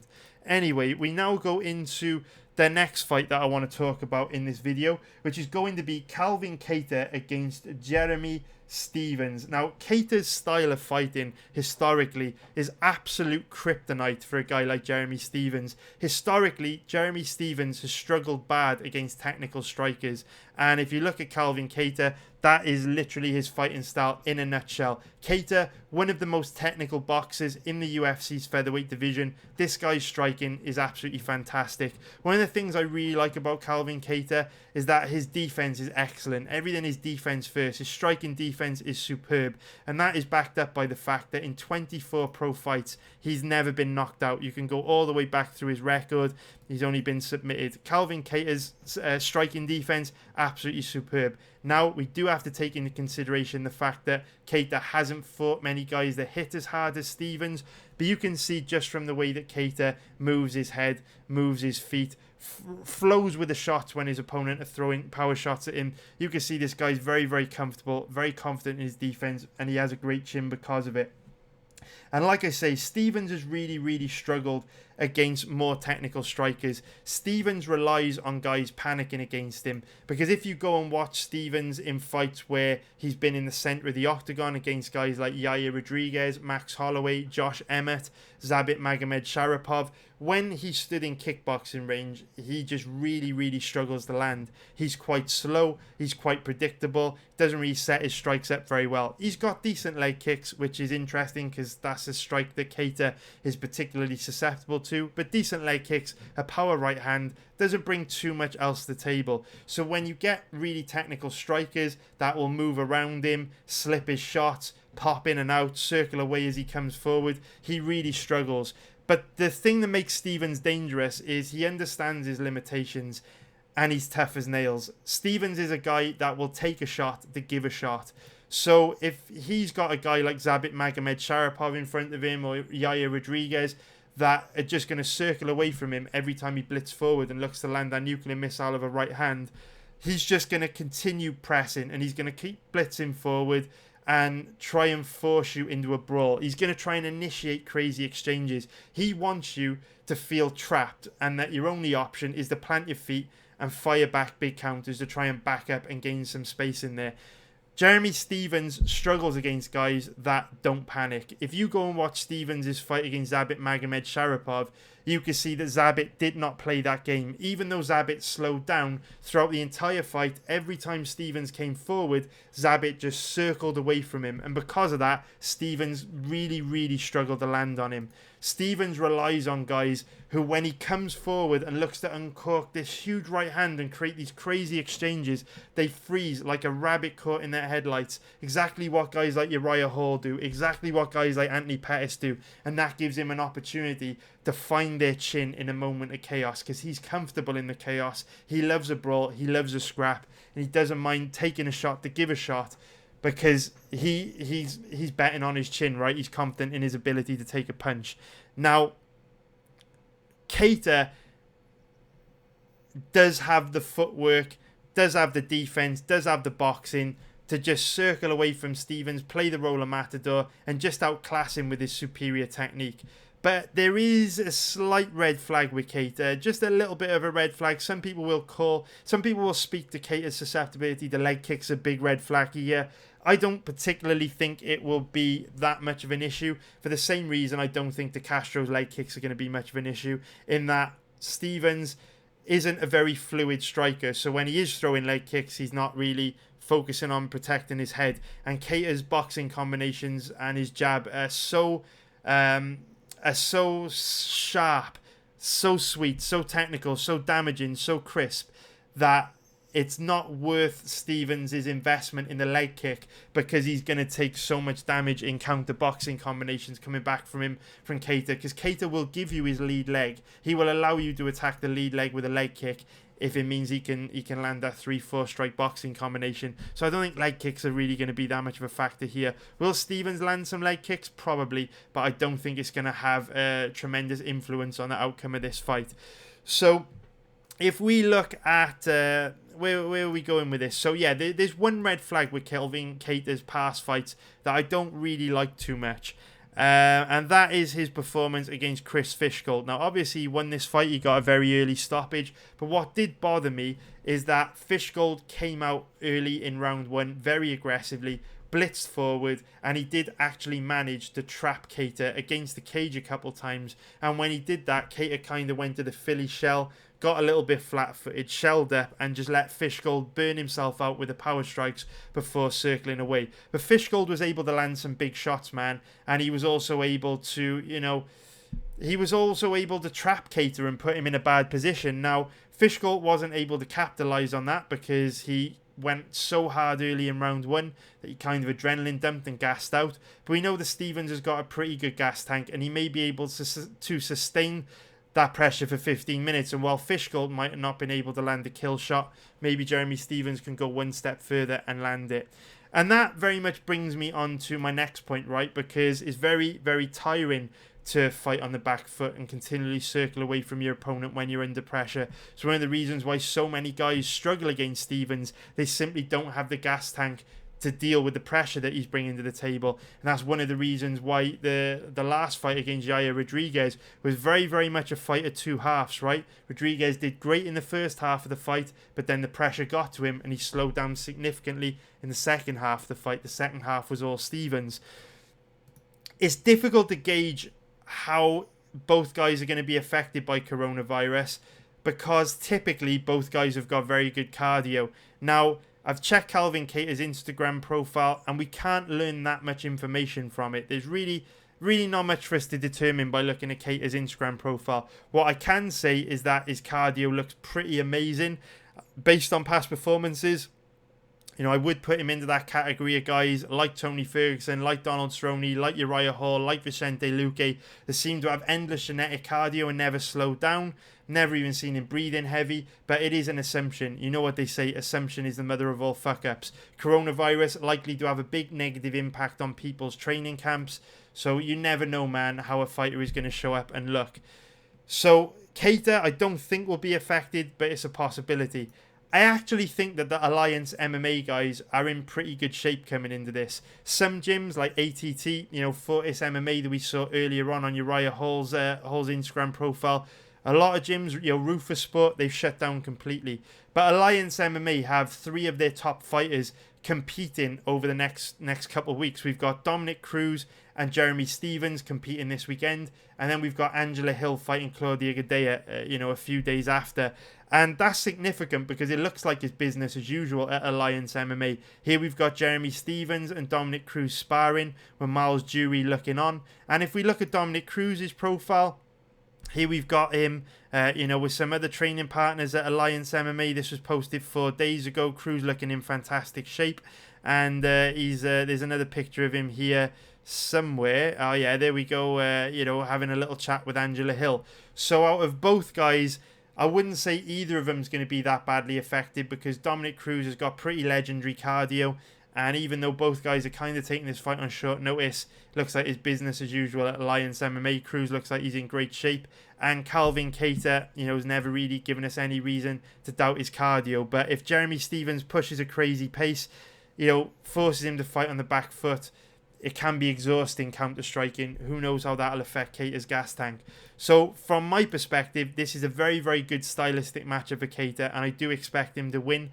Problem is, his odds reflect that, right? Again, like with Luque, very, very similar fight to Luque versus Price.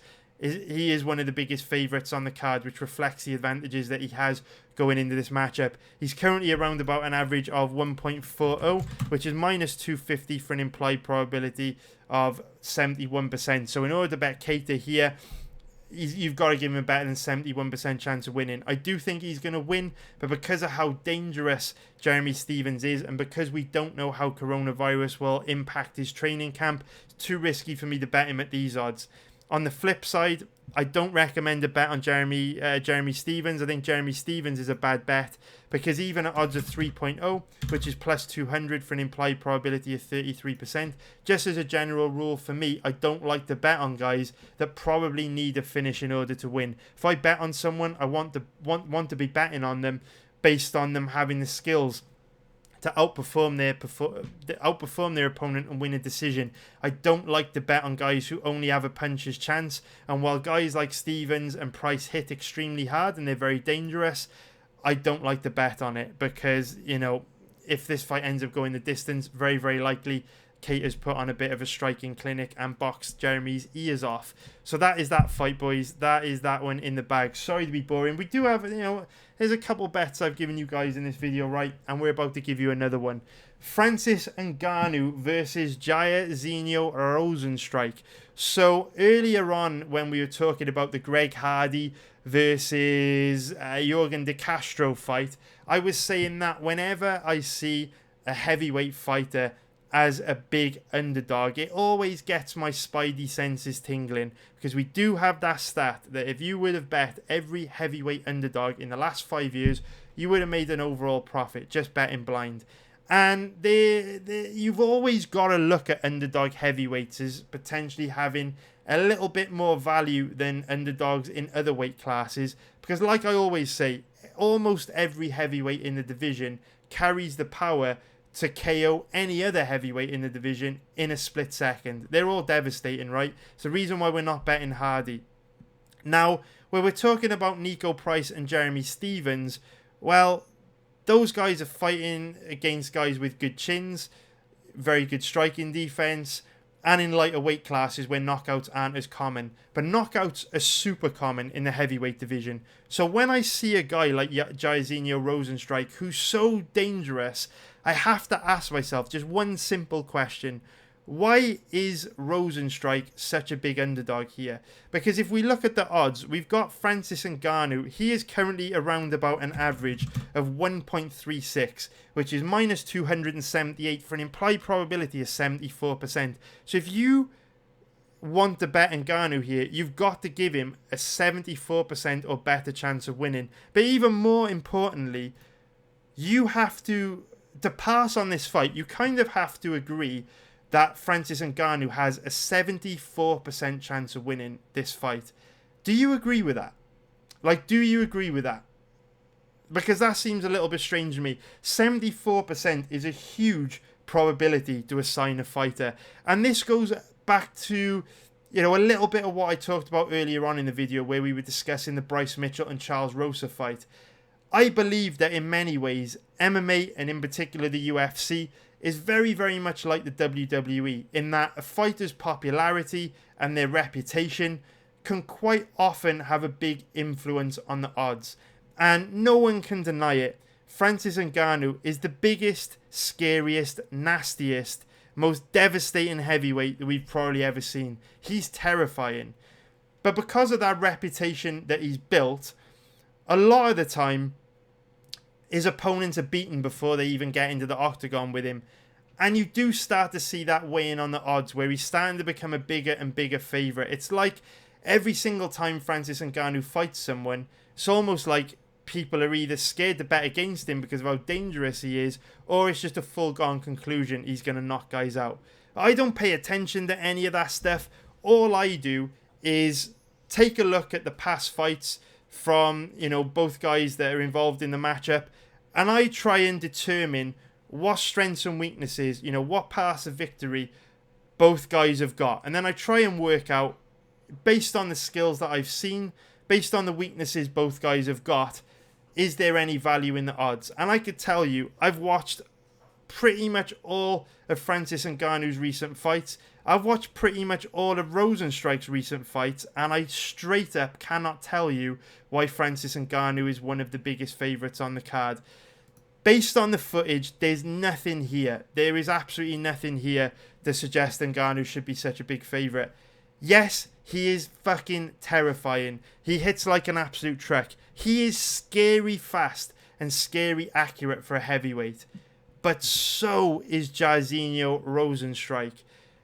In terms of technique, there's no advantage here for either guy. Literally nothing. Nada. Both these guys are very dangerous. Both these guys possess the power, the timing, the speed to kill the other dude in a split second. So I'm not saying that Rozenstruik deserves to be the favourite here. I'm not saying Rozenstruik has an advantage over Ngannou anywhere. All I'm saying is that this fight is much closer to 50-50 than the odds suggest. And yet you can bet Rozenstruik as a giant underdog and get a very, very, very good risk to reward ratio. The odds on Rozenstruik 3.35 plus 235 for an implied probability of 30%. I mean, you're getting a 2-to-1 payout on a fight that probably should be around evens. That's a very good risk to reward ratio. And a lot of people who are inexperienced gamblers don't fully understand the logic behind this. And to anyone that doesn't really understand this, I urge you to go play poker, read books on probabilities, understand how probability works. But basically, if you flip a coin which has got a 50-50 probability of landing on either heads or tails, and you're going to be given 3 times as much money as it lands on heads than it does on tails, well, it makes sense to bet on it to land on heads, because you're getting a much better risk to reward ratio than something that can basically have a 50-50 outcome. That's the logic behind this. So you're not actually betting Jairzinho Rozenstruik because you think he's going to win. You're betting Jairzinho Rozenstruik because the payoff on the odds means you're getting a really good value deal, right? It's a very speculative bet, but it's a good value bet. So if we look at this fight, if we really break it down, one of the reasons why I like Jairzinho Rozenstruik is because if you go back and watch Francis Ngannou's fights, with the exception of, Curtis Blades, his last 2 wins against Velasquez and Dos Santos, I very much got the impression that these guys were beaten before they get in there. I think a lot of the time, guys are so scared of Francis Ngannou that they can't fight to their full potential. And what's very interesting about this matchup is that Jairzinho Rozenstruik called Francis Ngannou out. He asked for this fight. There are plenty of other guys that he could call out in the division, but he went off Ngannou, and there's no doubt Ngannou's got a lot of momentum behind him at the moment. He's in talks in that title picture, and Rozenstruik's probably thinking, if I could beat Ngannou, I could take all of Ngannou's momentum and catapult myself into that title shot discussion. But at the same time, Ngannou is scary, and Rozenstruik had the balls to call him out. And there's something to that, man. When a fighter calls another fighter out, I always have to think, man, fighters are smart guys. The majority of them are smart. And you always think, what have they seen? What has Rozenstruik seen in Ngannou to make him want to call him out? And one very, very interesting thing that I've noticed when I've studied the past fights of both these guys is that Rozenstruik has actually got quite an extensive traditional kickboxing background. We can see that he's actually had 85 professional kickboxing bouts, and he's 76-8 in pro kickboxing, which is pretty fucking impressive. Even more impressive is that throughout Rozenstruik's career as a professional kickboxer, he competed in the heavyweight or super heavyweight divisions. So every single one of those guys in those kickboxing matches would have had major power in their hands, right? We've spoken about it in the context of the heavyweight division in MMA, right? Everyone has major power. And yet in 85 pro kickboxing fights, he has only ever been KO'd twice, which is super, super, super impressive. Now, I know these are very small gloves compared to kickboxing. I know Ngannou is devastating. But from what I've seen, Rozenstruik's striking defense is pretty good. He has a decent chin, and he has amazing cardio, man. That Overeem fight, he was pushed to, defend off his back, battle for position in the clinch. The fight was contested at a reasonably high pace for a heavyweight fight, and Rozenstruik didn't slow down at all, to the point where even deep into the 5th round, he still carried devastating knockout power.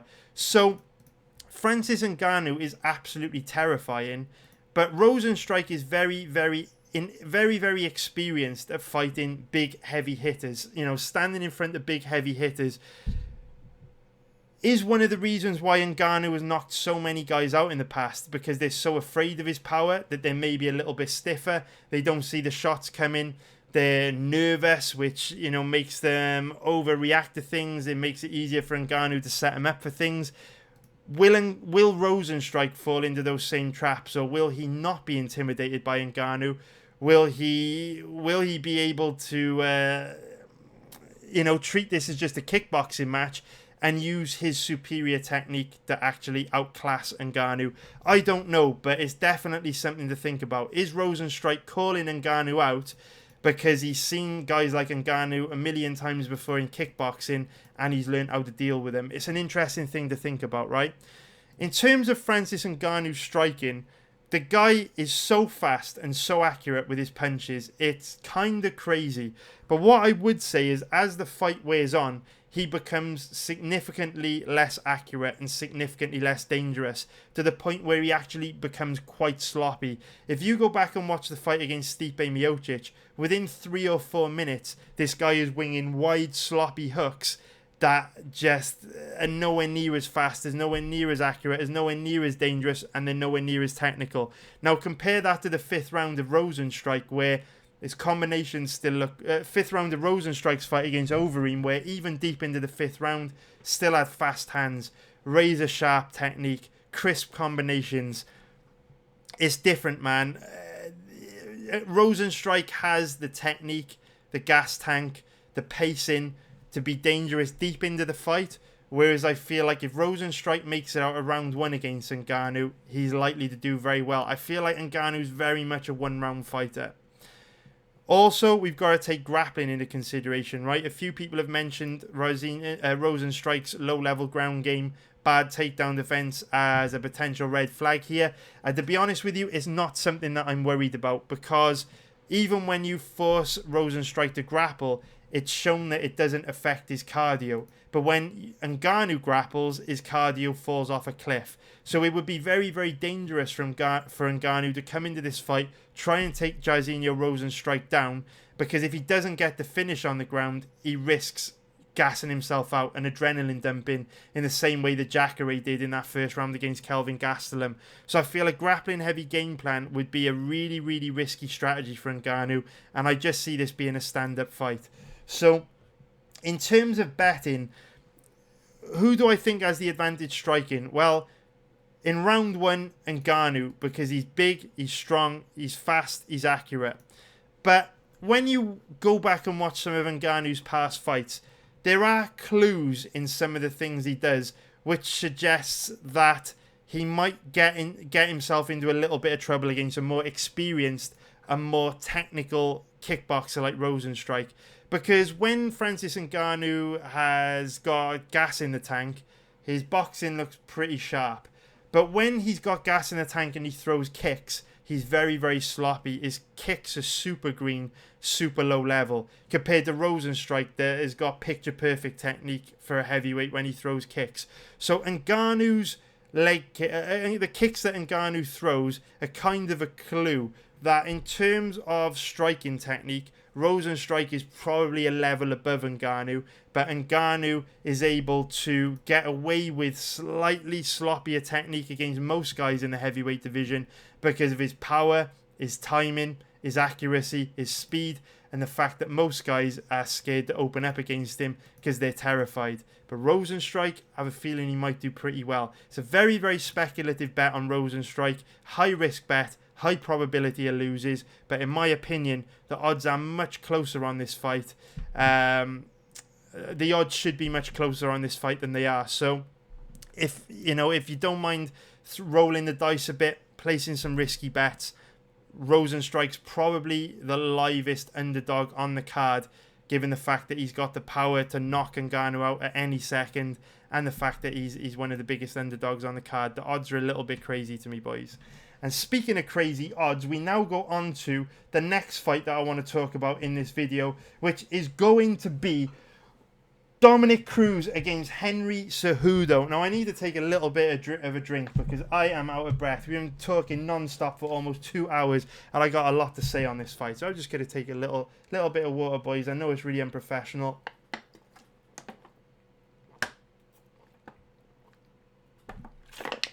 All right, so we've had a couple bets I've given you in this video, and I have to apologize to some people watching this video, because over the last couple of weeks there have been quite a few people that have dropped into my chat room, which is free, by the way. Come join us, chop it up. I'm in there every day discussing fights. But a few guys over the last few weeks have stopped by my chat room to ask me what I thought about Dominic Cruz's chances of winning this fight. They basically stopped by and they said, hey, Allsop, I'm thinking to bet Dominic Cruz. What do you think? Do you think he's a good bet? And for weeks now, I have said, I think Dominic Cruz is a terrible bet. I said, there's no way you can bet on this guy. He's too old. His body's falling apart with all the injuries. He's coming back off a major layoff. Cejudo's making big improvements from fight to fight. Cejudo's looked amazing. I actually went as far as saying that I think Cejudo is one of the best bets on this card. And I said, please, please, please, please, please, don't bet Cruz. He's a terrible bet. If you came into the chat room and I said that to you, I really want to say sorry, because you were right and I was very, very wrong. But this is the reason why fight research is so important, because your mind will play tricks on you. Based on hazy memories, I thought that this was a terrible matchup for Dominic Cruz. But when you go back and watch all of Cruz's recent fights, all of Cejudo's recent fights, in the cold light of day, and you actually pay attention to what's happening, you actually realise that this turns into a really, really, really, really, really good fight for Dominic Cruz, stylistically. But of course, it's Dominic Cruz, so as always, there are going to be a lot of X factors for us to pay attention to. So the first X factor that we should get into is obviously Dominic Cruz's layoff, right? We haven't seen him in, over 3 years, almost 3.5 years, and he has suffered 2 bad injuries, right? He's coming back off a shoulder injury and a broken arm. And of course, these 2 latest injuries are just 2 more injuries in a long line of injuries that Cruz has had, right? It always seems like he's battling something, blown ACLs, plantar fasciitis. There's always something going on with Cruz. Broken hands. His body is falling apart. It's undeniable. And obviously, it's never going to make you feel confident betting on a fighter that is coming back off a long layoff. It's not a good thing. It's a huge red flag. But if anyone can do it, it's Dominic Cruz, because we have seen him come back from 2 long layoffs in the past and look fantastic. Usually when a guy comes back after a long layoff, they decline, but Cruz actually seems to get better. And he's spoken about this at length in interviews and said, when he is out injured, instead of being sat around, just feeling sorry for himself that he can't train and he can't fight and he can't earn paychecks doing what he loves, he studies fighters and works on technique so that when he can fight, he can come back, he's even better than he was before.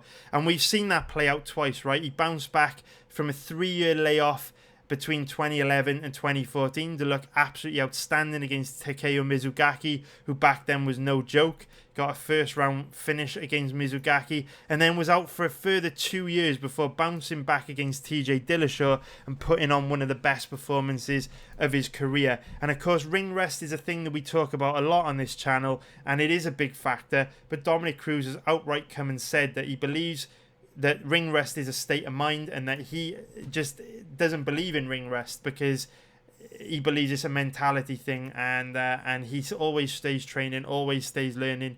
He doesn't allow ring rest to affect him. So while it's not good that he's coming back from a 3.5 year layoff, it's definitely not ideal. It is a red flag. If anyone can do it, it's motherfucking Dominic Cruz, because he's shown he can do it twice before. What I would also say on that is, obviously, with every long layoff, more risk is kind of present, because obviously, as we get into his 3rd long layoff now, Cruz is also 3 years old in his career where father time might be starting to catch up with him, and obviously 2 additional serious injuries and surgeries and rehab and all that kind of stuff. That's going to wear on him, take a little bit more out of his body, right? I always talk about fighters as being batteries, right? They're not this infinite supply of energy. They're not like a renewable energy source like solar power. They're more like batteries. And the more injuries they have, the more fights they have, the more layoffs, the more weight cuts, that battery goes down, down, down, down, down until the point where it runs out. There's no energy left in it. And it just can't perform anymore. Dominic Cruz, with every additional layoff and injury, it's going to take a lot out of him, right? So that's the first X factor to get out the way. The second X factor is how coronavirus is going to be impacting the training camps from both fighters. So there's not too much information on Henry Cejudo's Instagram profile or Twitter, so I don't really know what's going on with Cejudo's training at the moment. But like we said earlier on with Jeremy Stephens, it looks like Dominic Cruz is in a really good position because it seems to be business as usual at Alliance MMA. You know, here we can see him train with Eric Del Fiero.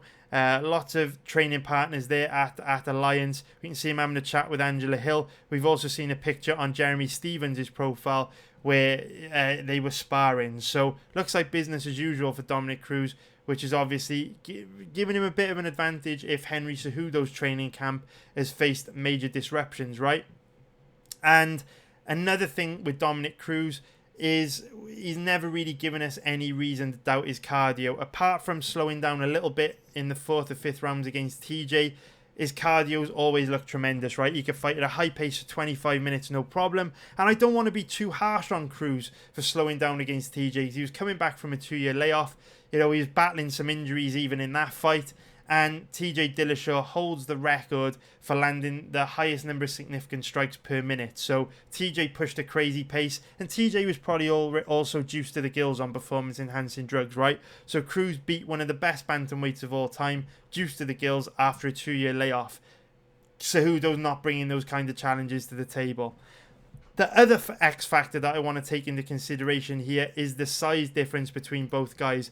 I've spoke about it multiple times throughout this video, and size matters in MMA. It is the reason why we have weight classes. I know Henry Cejudo's a great fighter, but talent can only take you so far before your physical limitations will cost you. And Henry Cejudo is going to be probably the smallest bantamweight in the division, and that could cost him. He's only 5'4" with a 76-inch reach, compared to Dominic Cruz, who's 5'8" with a 68-inch reach. Now, I actually think these reach stats are wrong. I actually think Dominic Cruz's reach is longer, and I think Henry Cejudo's is shorter. But I think the stats on these sites are actually incorrect. So Cruz will have a bigger reach advantage than that. But to quantify to show you guys actually what this means, take a look at these pictures. So big shout out to one of my VIP members, the Money Team, who dropped these pictures in the VIP chat earlier on today. Look at the size difference between these two. Dominic Cruz, much bigger, much more physically imposing than Henry Cejudo. And honestly, these guys look 2 or 3 weight classes apart. And then you can see this as well, Cejudo, life-size picture of him on the wall at the Performance Institute, and Dominic Cruz just looking much bigger. Not only is he taller, but he's way more physically imposing as well. And like I say, size matters in MMA, and the ramifications for that size difference is huge. It affects how this fight will look striking and grappling, and of course we're going to get into that now. So the first thing that we should probably talk about is, I guess, the grappling, right? So Henry Cejudo uses his wrestling in many of his fights to steal rounds, to put his stamp on rounds, and there's no surprise that this guy's grappling is amazing. Here we see him competing at the Olympics. Obviously Henry Cejudo is a gold medalist in wrestling at the Olympics, but this ain't wrestling, and I always say this: if Olympic wrestling was that big of a deal in MMA, every single weight class would be dominated by Olympic wrestlers, because there's a hell of a lot more money in MMA and the UFC than there is in being a wrestler, right? But Olympic wrestlers don't dominate the top 5 of every division, because you need to develop MMA grappling. You need to convert that traditional wrestling and develop MMA grappling from it. So Henry Cejudo's a strong wrestler. He's not a great MMA grappler. Cruz isn't a great wrestler, but he is a great MMA grappler. Dominic Cruz is just brilliant when it comes to MMA grappling. His takedown defense is absolutely incredible, and if you do take him down, he's like a cat. He is literally like a spring. He's almost impossible to take down. If you do take him down, he immediately pops back up to his feet, and that is backed up by the fact that he's defended 83% of all takedowns in his 1, 2, 3, 4, 5, 6, 7, 8, 9, 10, 11, 12, 13, 14 fights in the WEC and UFC. And this is an incredibly impressive statistic, because Dominic Cruz, has been competing against some of the best fighters in the lighter weight classes for the last 13 years, and he's consistently competed against very strong wrestlers like Uriah Faber, Ian McCall, Joseph Benavidez, Brian Bowles, Scotty Jorgensen, Mighty Mouse, TJ Dillashaw.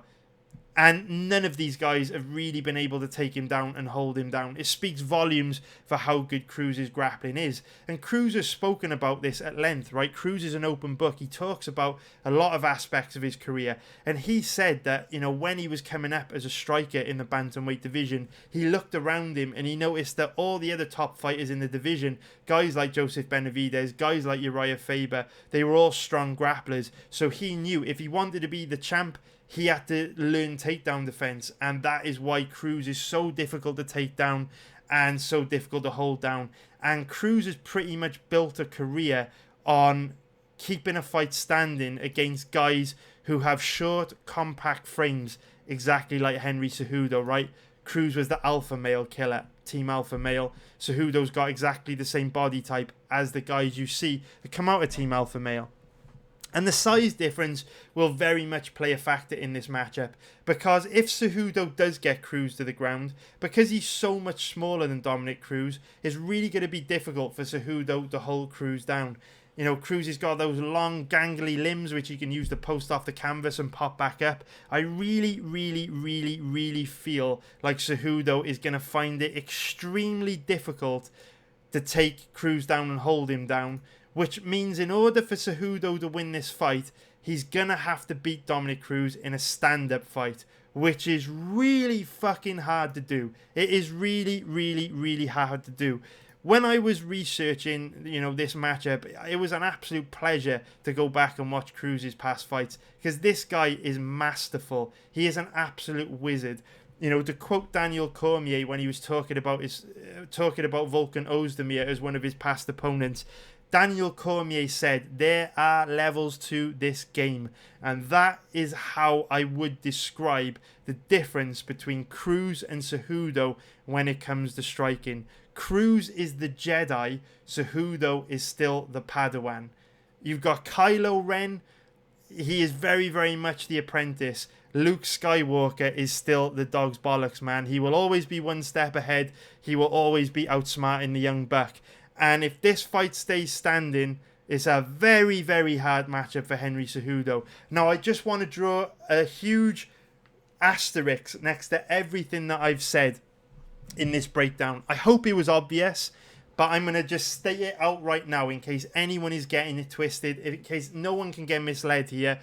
I want to make it very clear that everything that I'm saying about this fight is based on Dominic Cruz's recent performances in terms of his fights against Cody Garbrandt, Uriah Faber and TJ Dillashaw. Everything that I'm saying is based on those fights.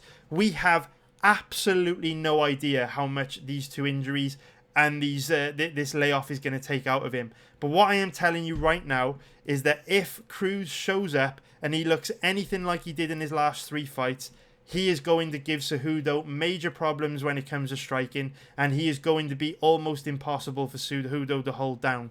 But that might change if Father Time catches up with Cruz, the injuries add up, and he looks a shadow of himself after the layoff. Hope is obvious. That's why I kind of led with the layoff discussion at the beginning of the video, the beginning of the breakdown, but I know some people just love to just fucking bitch and pick holes in every single little thing I say.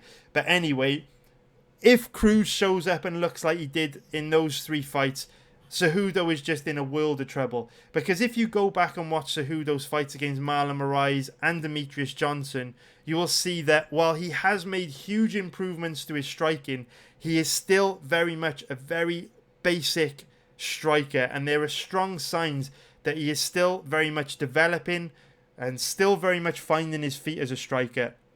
And one of the clearest indicators that you can go and look for yourself to see this for yourself is that when Cejudo is stood right in front of his opponent, if they throw anything or throw any feint, he has absolutely no idea what's coming in his direction. So for example, if someone throws a leg kick at him, he'll kind of flinch and do this. Someone throws a hook at him, he'll kind of go like this. He overreacts to every single shot his opponent throws, every single feint they throw. that is a big sign of inexperience. What it means is he doesn't have the striking experience yet to read what his opponent is doing. So he has no idea when they come forward if a jab's coming or if a head kick's coming. He just doesn't know how to read the footwork of his opponent, the patterns. He just hasn't developed that level of striking yet, because obviously he spent a lifetime training wrestling. Now that's significant in this matchup because, you know, when Cejudo is going to be fighting a guy like Marlon Moraes, for example, Marlon Moraes has beautiful striking, very technical, crisp, picture-perfect Muay Thai. But there's not a tremendous difference from the way Marlon Moraes throws a leg kick or someone like Brandon Davis. They both have a base in Muay Thai and their leg kicks look very similar. Both guys fight out of the orthodox stance, and a leg kick from both guys is going to come from probably the same range, the same angle, the same position. Marlon Moraes is going to be much more accurate with it, much faster, have much better technique. But a leg kick from two Muay Thai guys, it's not like going to be comparing, a Ford pickup truck to a Lamborghini, right? They're going to look pretty similar. Enter Dominick Cruz, who literally doesn't fight like anyone else in the world, has an insanely complex range of patterns and angles that he fights off, and Dominick Cruz's setups are just masterful, right? He's impossible to work out. There's literally probably only one guy that can prepare you, or probably two guys that can train you to prepare for Dominick Cruz. One of them is Justin Buchholz. Possibly the other one is Duane Ludwig. The third one is obviously TJ Dillashaw. And then, unfortunately for Henry Cejudo, Duane Ludwig and Dillashaw hate him. So unless he's working with Buchholz, probably going to struggle here. But even then, the thing about Dominick Cruz is he comes into every single fight with a game plan tailored specifically for his opponent. So you could do all the tape study, all the research you want on Dominick Cruz based on his past fights, but he's likely to show up a completely different version of himself, tailor-made to exploit your weaknesses. And Henry Cejudo has a lot of weaknesses that Cruz can potentially exploit. Him overreacting to feints and attacks is one of them. It will make it easier for Cruz to set him up. And Cruz is a master of setting people up. You know, Cruz will come forward and throw an inside leg kick in the same way that he will throw an overhand left. Everything looks the same. He disguises his power strikes very well. And for that reason, even though Dominick Cruz is very much a decisionator, you know, he's fought to tons of decisions throughout his career, I actually think there's a very good chance Cruz knocks Cejudo out in this fight. And I really wish I could show you some footage to illustrate this. Obviously, it's copyright protected. Go watch my live streams on my website. Follow along for yourself if you've got Fight Pass. But there's a really good chance Cruz knocks Cejudo out here, because where Cruz is coming forward with these unorthodox patterns of footwork and coming from weird angles, when Cruz gets in the range where he's going to uncork a strike, Cejudo will have absolutely no idea what is coming. And in that moment, Cejudo locks up and freezes. So when he locks up and freezes, Cruz, who's very comfortable in that range, very, very comfortable, you know, with his fighting style, is free to land whatever he wants on Cejudo, and Cejudo won't really have an answer for it because he's not particularly fast or accurate at timing counters. So that's one huge weakness that Dominick Cruz could exploit. The other big weakness that Cruz could exploit is the leg kicks. We've spoken a little bit about leg kicks in this video.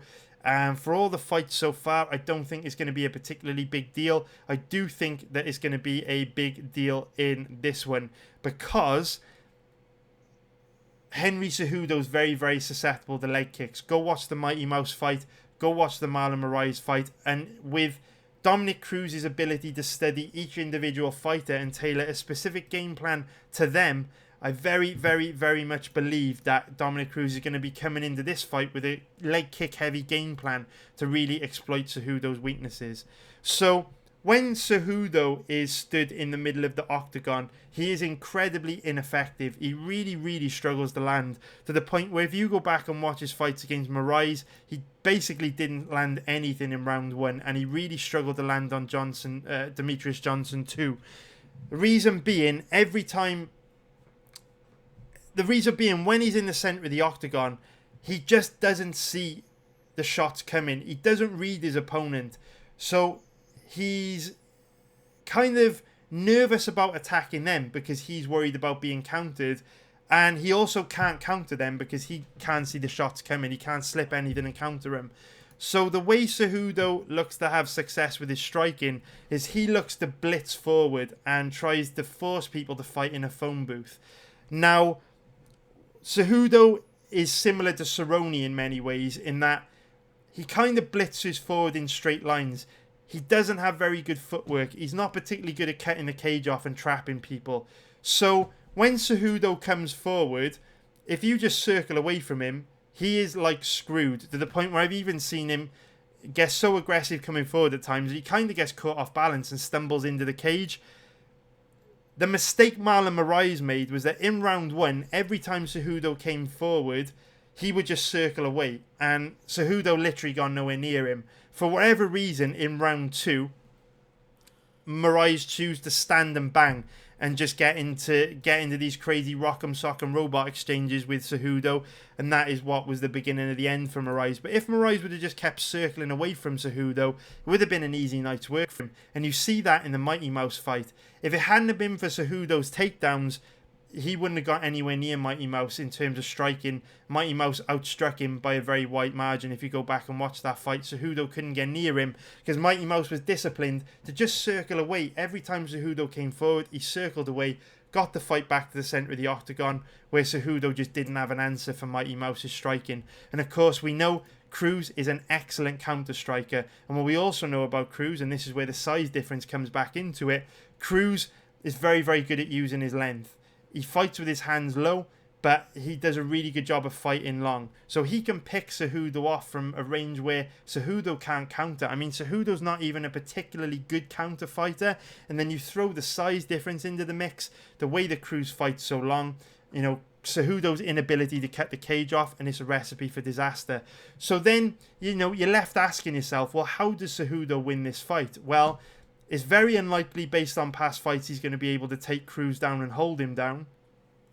Very unlikely he outstrikes him. Cejudo's best hope of winning this fight really is Cruz falling into the same trap Marlon Moraes did, and instead of staying disciplined like Mighty Mouse and circling away, getting impatient and playing rock'em sock'em robots like we saw, like we saw Marlon Moraes do. Now, Cruz is usually disciplined enough to stick to a game plan, and he will have studied. He will have studied Cejudo, so you'd think he'd be disciplined enough to not fall into that trap. He did fall into that trap a little bit against Garbrandt, but I think that was more so because he was behind on the scorecards against Garbrandt, so he was kind of forcing the exchanges and try and get it back. So that's why you saw Cruz kind of get sucked into these rock'em sock'em robot exchanges a little bit more against Garbrandt. He won't need to do that against Cejudo because he'll be able to land on Cejudo from a counter-striking position. There will be no need for Cruz to get forward and get into these reckless exchanges and put himself in danger. Everything that I've just said about this fight basically comes down to how does Cruz look, right? Because we can't ignore the fact that he's coming back off a long layoff, 2 very, very serious injuries. So I do think Dominic Cruz is a fantastic bet. But also, like Jairzinho Rozenstruik, I think it's a very, very risky bet. And it wouldn't surprise me at all if both guys lost. It's a very, very speculative bet. But you are getting a good risk to reward ratio. My logic for betting on Dominic Cruz is that if Dominic Cruz shows up and fights like he did against Garbrandt, Dillashaw or Faber, which was the last time we saw him, I actually would cap Cruz in the 70 to 80% range. I think he should be a huge favourite here, and I think it's very possible he outclasses Cejudo and dominates 50-45. But there is a significant chance, with his layoff, with his injuries, father time takes his toll on him, injuries takes his toll on him, and he shows up looking a shadow of himself. However, we have seen he's bounced back from 2 long layoffs in the past and looked better than ever. And to be fair, he is only 2 years older than Henry Cejudo, right? He's 35 years old. Cejudo is 33. And you have to think, even though Dominic Cruz has got some high-profile injuries that have taken their toll on him, what kind of chronic injuries is Cejudo battling from all those hundreds of wrestling matches, hundreds of weight cuts that he would have gone through throughout his career? It's very difficult to say what kind of wear and tear there is on Cejudo's body, right? So who knows, man? Both guys could come in looking a bit banged up in this. So the way I look at it, you know, the layoff is a big risk. The injuries are a big risk. But if I'd cap Cruz at about 70 to 80% if he came in looking like we saw him in his last fights, and then we look at the odds, right? So we look at Cruz, currently around about an average of about 2.80, which is plus 180 for an implied probability of 36%. So if you're trying to calculate what risk to reward ratio you're getting here, we don't know whether Dominic is going to show up and perform to his full potential. We don't. The layoff, the injuries are a concern. It's 50-50. He could come back and look better than ever. Actually, it's 33, right? Could come back better than ever. Could come back look exactly the same. He could come back looking terrible. It could go one of either ways.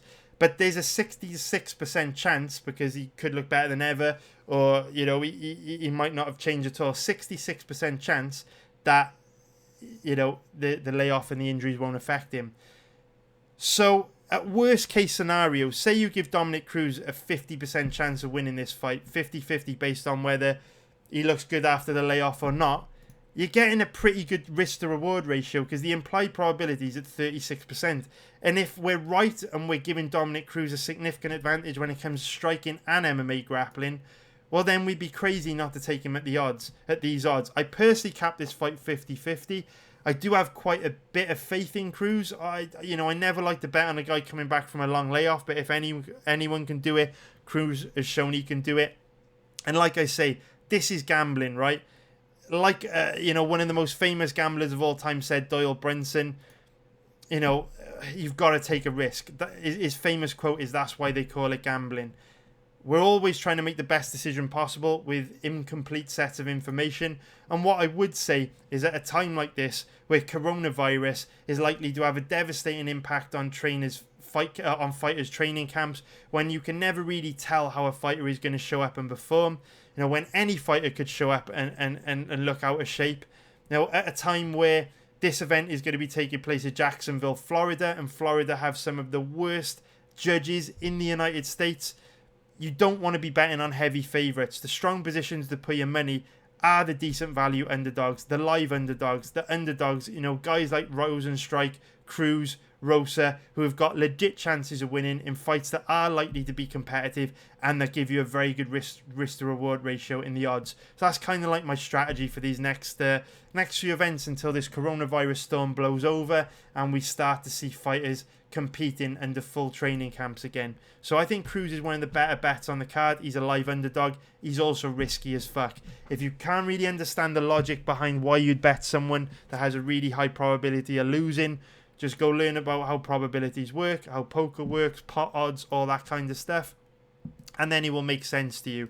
So definitely don't feel confident in Cruz. Definitely don't feel confident in Rozenstruik. I don't feel confident in Jacare either, but the risk to reward ratio on all three guys is brilliant. All three guys could lose, but you're still getting your money in a really strong position. Remember, good bets don't always win. Bad bets don't always lose, and if you play poker, you will know that. I think I busted out of a tournament the other day where I lost 4 hands when my money was in an 80-20 situation when the money went in. So, short-term variance can be very improbable, and that's why they call it variance. But they're decent bets, man.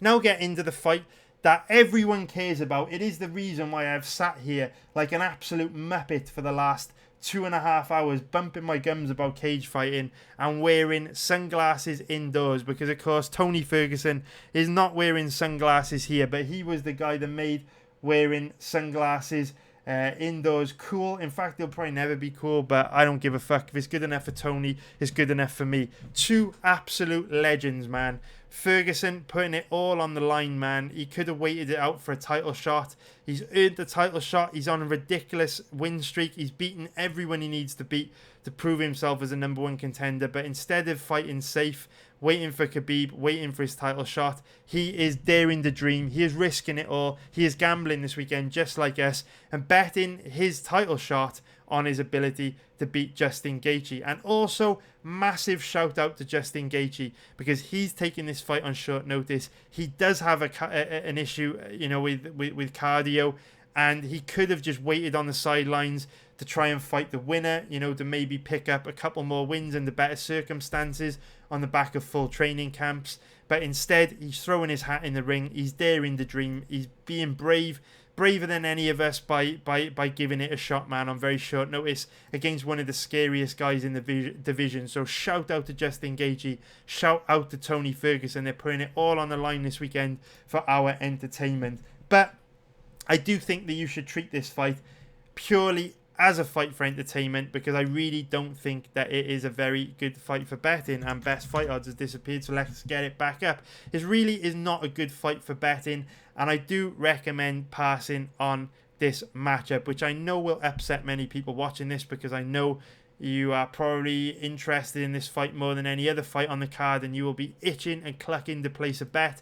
But hey, hit the like button on this video, and if this video gets 400 likes by Saturday, we'll do a live stream, and maybe we can find some decent value props on this bet, right? On this fight. Hit the fucking like button, boys. It's free content. It's the least you could do. All right. Why do I think this is a bad one? Why do I think this one is a bad one for betting? Where do I begin? Okay, so this is one of those strange matchups where it is actually a bad stylistic matchup for both guys. And what I mean by that is Tony Ferguson has a tendency to eat bombs, right? I'm not going to say he has got a great chin, but he's got an even better ability to recover, in the sense that when he does get hurt, he can fight through it and recover very quickly. However, you don't want to be taking power shots from a guy like Justin Gaethje, because this guy is extremely dangerous. He's got major power in his hands. This guy, at least early in a fight, has got the power to KO you dead in a split second. So it's a bad stylistic matchup for Ferguson, because he tends to get hit, and Gaethje, if he hits you, can put you to sleep. It's also a bad matchup for Justin Gaethje, because he is taking this fight on short notice, and all the noise, all the talk coming out of Gaethje and his camp is that he hasn't had the best preparation for this fight. I'm going to talk about, play you a clip in just a little bit of Gaethje talking about that straight from the horse's mouth.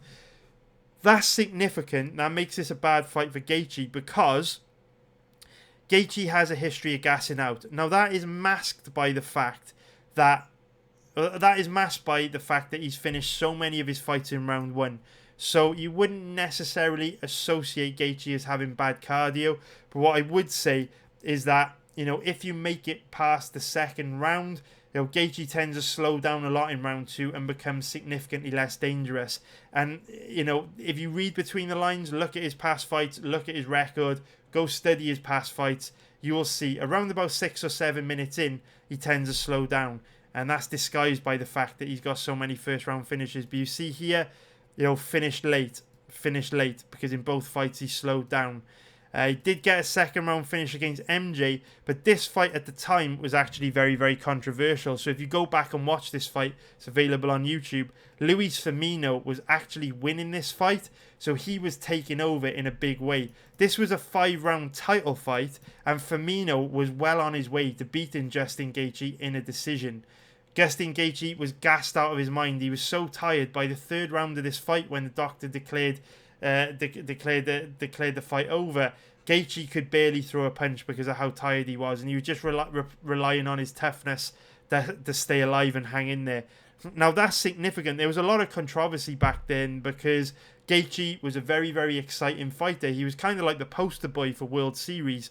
And if you look at the main event fights, you can see Gaethje headlined the card there, and there. He was the main event for a lot of World Series cards, and he was very, very active for them.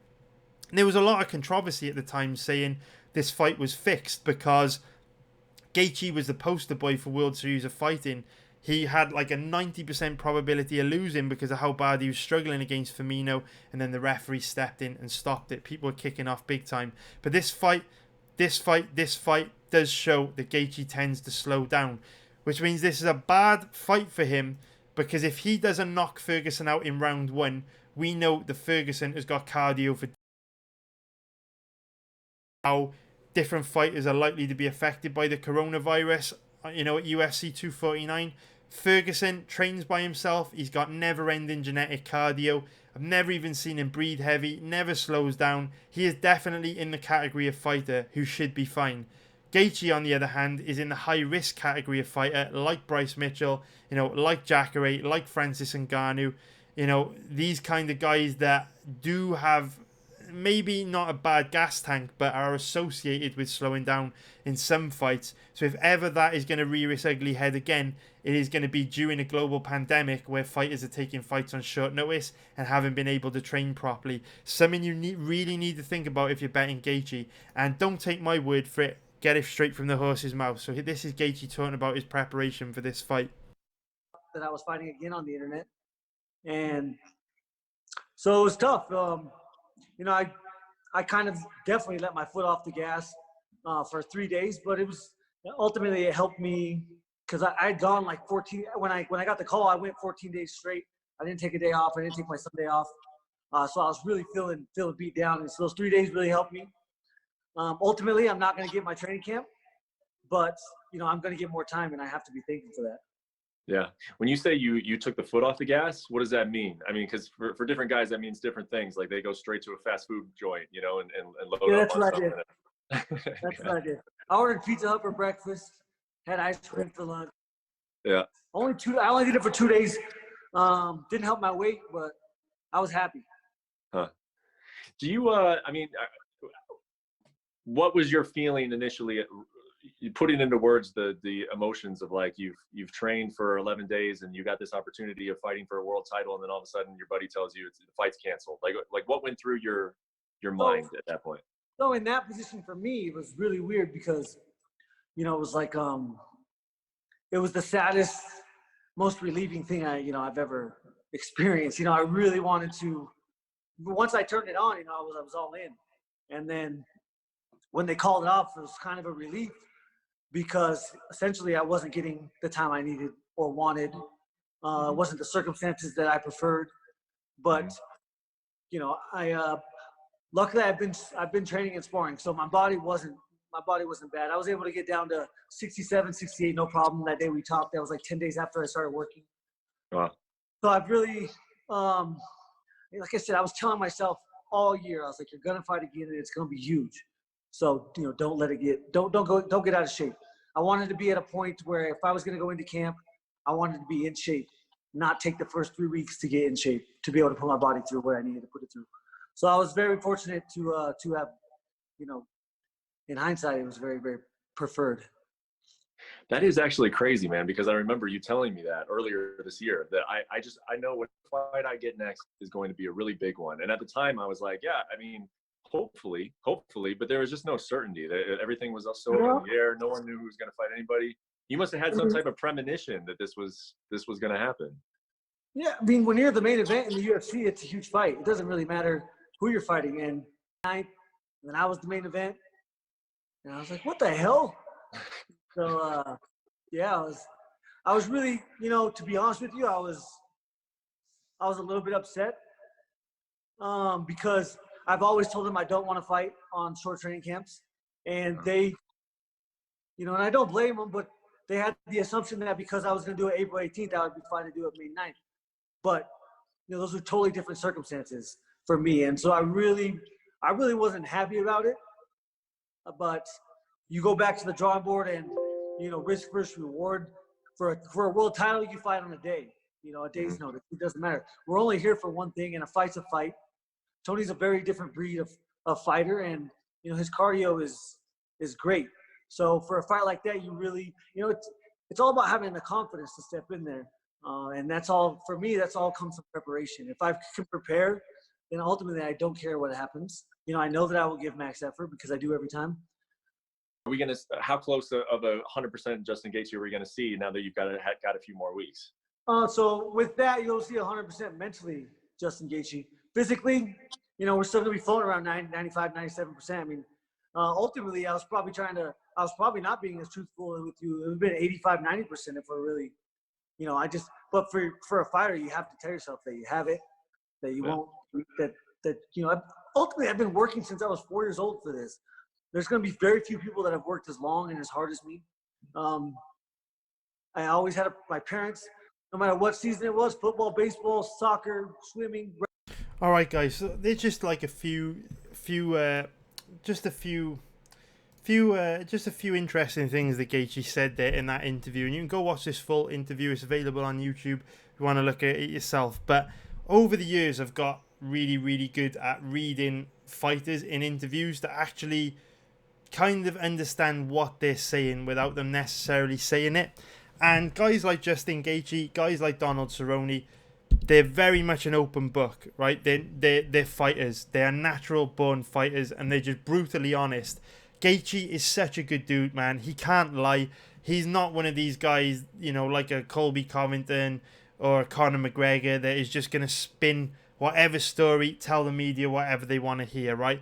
Justin Gaethje, natural born fighter, pure fighter, and he's an open book. He can't help but be honest. And there's kind of a theme between a style of interview that guys like Justin Gaethje and Donald Cerrone will give, in the sense that they say something very honest, then they realize that what they said could be potentially used against them because it identifies a weakness, and then they try and cover it up. And if you go back through that interview and Cerrone's interview earlier on, you will notice this pattern play out. So an example will be Cerrone will come out and say he's thinking about retirement. But then he will say, oh, but not yet, in 2 years. All I'm saying is, before the tunnel was very far away, now I can just see it coming closer. But it's still 2 years ago, 2 years away, and he'll backtrack. And this is something that Justin Gaethje did throughout this interview. So some of the red flags that you will find if you really dig into this a little bit deeper. So Justin Gaethje hinted that when he got the call to take this fight, he was around about 170 pounds. So he's going to have to cut. He's going to have to do a lot of weight cutting throughout this training camp instead of focusing on technique and strategy and tactics and cardio, which isn't good, right? It sounds like this training camp is very much going to be focused on cutting weight as opposed to anything else. He also said that he's not happy taking the fight under short notice. He said that it's not ideal circumstances. He actually says that he told the UFC that he wasn't happy about it. But then, using the same kind of pattern that we always see from honest guys like Gaethje, he tries to cover that up by saying, but title shots don't come along very often. And I've got to think of the risk to reward ratio. If a title's on the line, you've got to be prepared to step up on a day's notice. So on one hand, he's telling you his preparation hasn't been ideal for this fight. And then on the other hand, he's telling you, but I'm going to fight anyway because, I'm going to try and win the belt. And then the third thing that he said is that coming into this fight, as always, he is 100% ready mentally. And then he kind of went to say, but, physically, nyeh. But then he went to actually say, he backtracked a little bit and he was like, no, I'm 95% physically. I'm almost in as good a shape as I could hope to be. But I don't really believe that. He gives off a different vibe in this interview when you read into what he's saying, when you read his body language. Also, Trevor Whitman, this interview here, Trevor Whitman's interview kind of alludes to the fact that it's not ideal that this is short notice. And Gaethje did an interview with Brett Okamoto, a couple of weeks even before this one, where he doesn't really sound happy with the circumstances that he's taking this fight under. So this is red flag city, because from my perspective, Justin Gaethje is a guy that tends to slow down around about the midway point of the second round. And now he's a guy who, not only is he, coming in this fight on short notice and not sounding particularly confident in his condition, he's also fighting a guy in Tony Ferguson who's a cardio machine that's going to push a relentless pace and be in his face non-stop and force him to work for the entire time they're in the cage. There's literally no breaks for Gaethje here. This fight is going to be a war, right? So, the rate at which Gaethje might gas out is going to accelerate. But that's pretty much the fight in a nutshell. I don't really know what more I could say about it. I doubt it's going to go to the ground. Both guys are decent grapplers. Gaethje's got an NCAA Division 1 level background in wrestling. Doesn't really have the cardio to use it, though. Ferguson, high level, Eddie Bravo, 10th Planet Jiu-Jitsu black belt. But I can't see this fight going to the ground. Should be a stand-up fight. I think this is very, very clear-cut from a betting perspective. I think Gaethje's either going to knock Ferguson out early, or Ferguson's going to weather the early storm, drag Gaethje into the 3rd and 4th rounds, and drown him in deep waters. So from a betting perspective, that doesn't help us, right? Because it could go either way. And this is a bad matchup for both guys, because both guys have the skills to exploit the other's weaknesses, right? With Gaethje's power and boxing and leg kicks against Ferguson's poor striking defense and susceptibility to getting hit. But Gaethje's cardio, Ferguson a cardio machine. So the reason why this is a difficult fight for betting is because the current average odds available on Tony are around 1.55, which is minus 182 for an implied probability of 65%. So in order to bet Tony here, you've got to give him a better than 65% chance of winning, and it's tough with his striking defense and how dangerous Gaethje is. But if we look at the odds on Gaethje, currently around about an average of 2.50, which is plus 150 for an implied probability of 40%. So if you want to bet Gaethje, you've got to give him a better than 40% chance of winning. I lean slightly towards Ferguson because, you know, if Gaethje's only going to be dangerous for one round, his window of opportunity to win this fight is very small. But I think the odds are roughly where they should be. I do think Ferguson deserves to be the favourite because he's got cardio to fight at a high pace for 25 minutes and Gaethje doesn't. But that doesn't mean Gaethje can't get it done early. So I don't want to bet Ferguson because, like I say, Gaethje can legitimately knock him out. Also, Ferguson is almost 37 years old now. So, you know, he's going to be in a situation where Father Time's going to come knocking, right? But at the same time, for the same reason that I don't want to bet Nico Price or same reason I don't want to bet Nico Price or who's the other dude? Jeremy Stevens. I also don't want to bet Justin Gaethje because realistically, he only has a puncher's chance here. And while that puncher's chance is significant, I don't like to bet on guys that have to win inside the distance in order to beat their opponent. I like to bet on guys who can outperform their opponent and beat them on merit over the course of the fight and win a decision. So this fight is a pass from me. I think it's a really bad fight for betting. My lean is Ferguson, but I don't see much value in his odds. So that is going to be it for this video, boys. Jesus Christ, that was a long one. I am going to go need to lay down after that. That was pretty brutal, boys. That was brutal. But thank you for watching. I hope you enjoyed it. I put a lot of effort into this, so if you did enjoy it, please hit the like button below. And if this video gets 400 likes, I will do a live stream on Saturday just before UFC 249, where we go hunting for some long shot parlays, some decent prop bets. I don't know if I'm going to be back next week because 2 events in 1 week means I'm very, very, very busy. But if you do enjoy my research, if you want to get my opinion on the fights, join my website, jump in our community live streams, and research the fights with us next week, man. I'm going to be live streaming 4, 5, 6 hours a day, pretty much every day from now until those fights take place. So thank you for watching, guys. Hit the like button, subscribe if you haven't already. Take care. I love you all. Hope you crush it this weekend and make tons of money. And I will see you very soon, hopefully on Saturday. Hit the motherfucking like button. I'm out.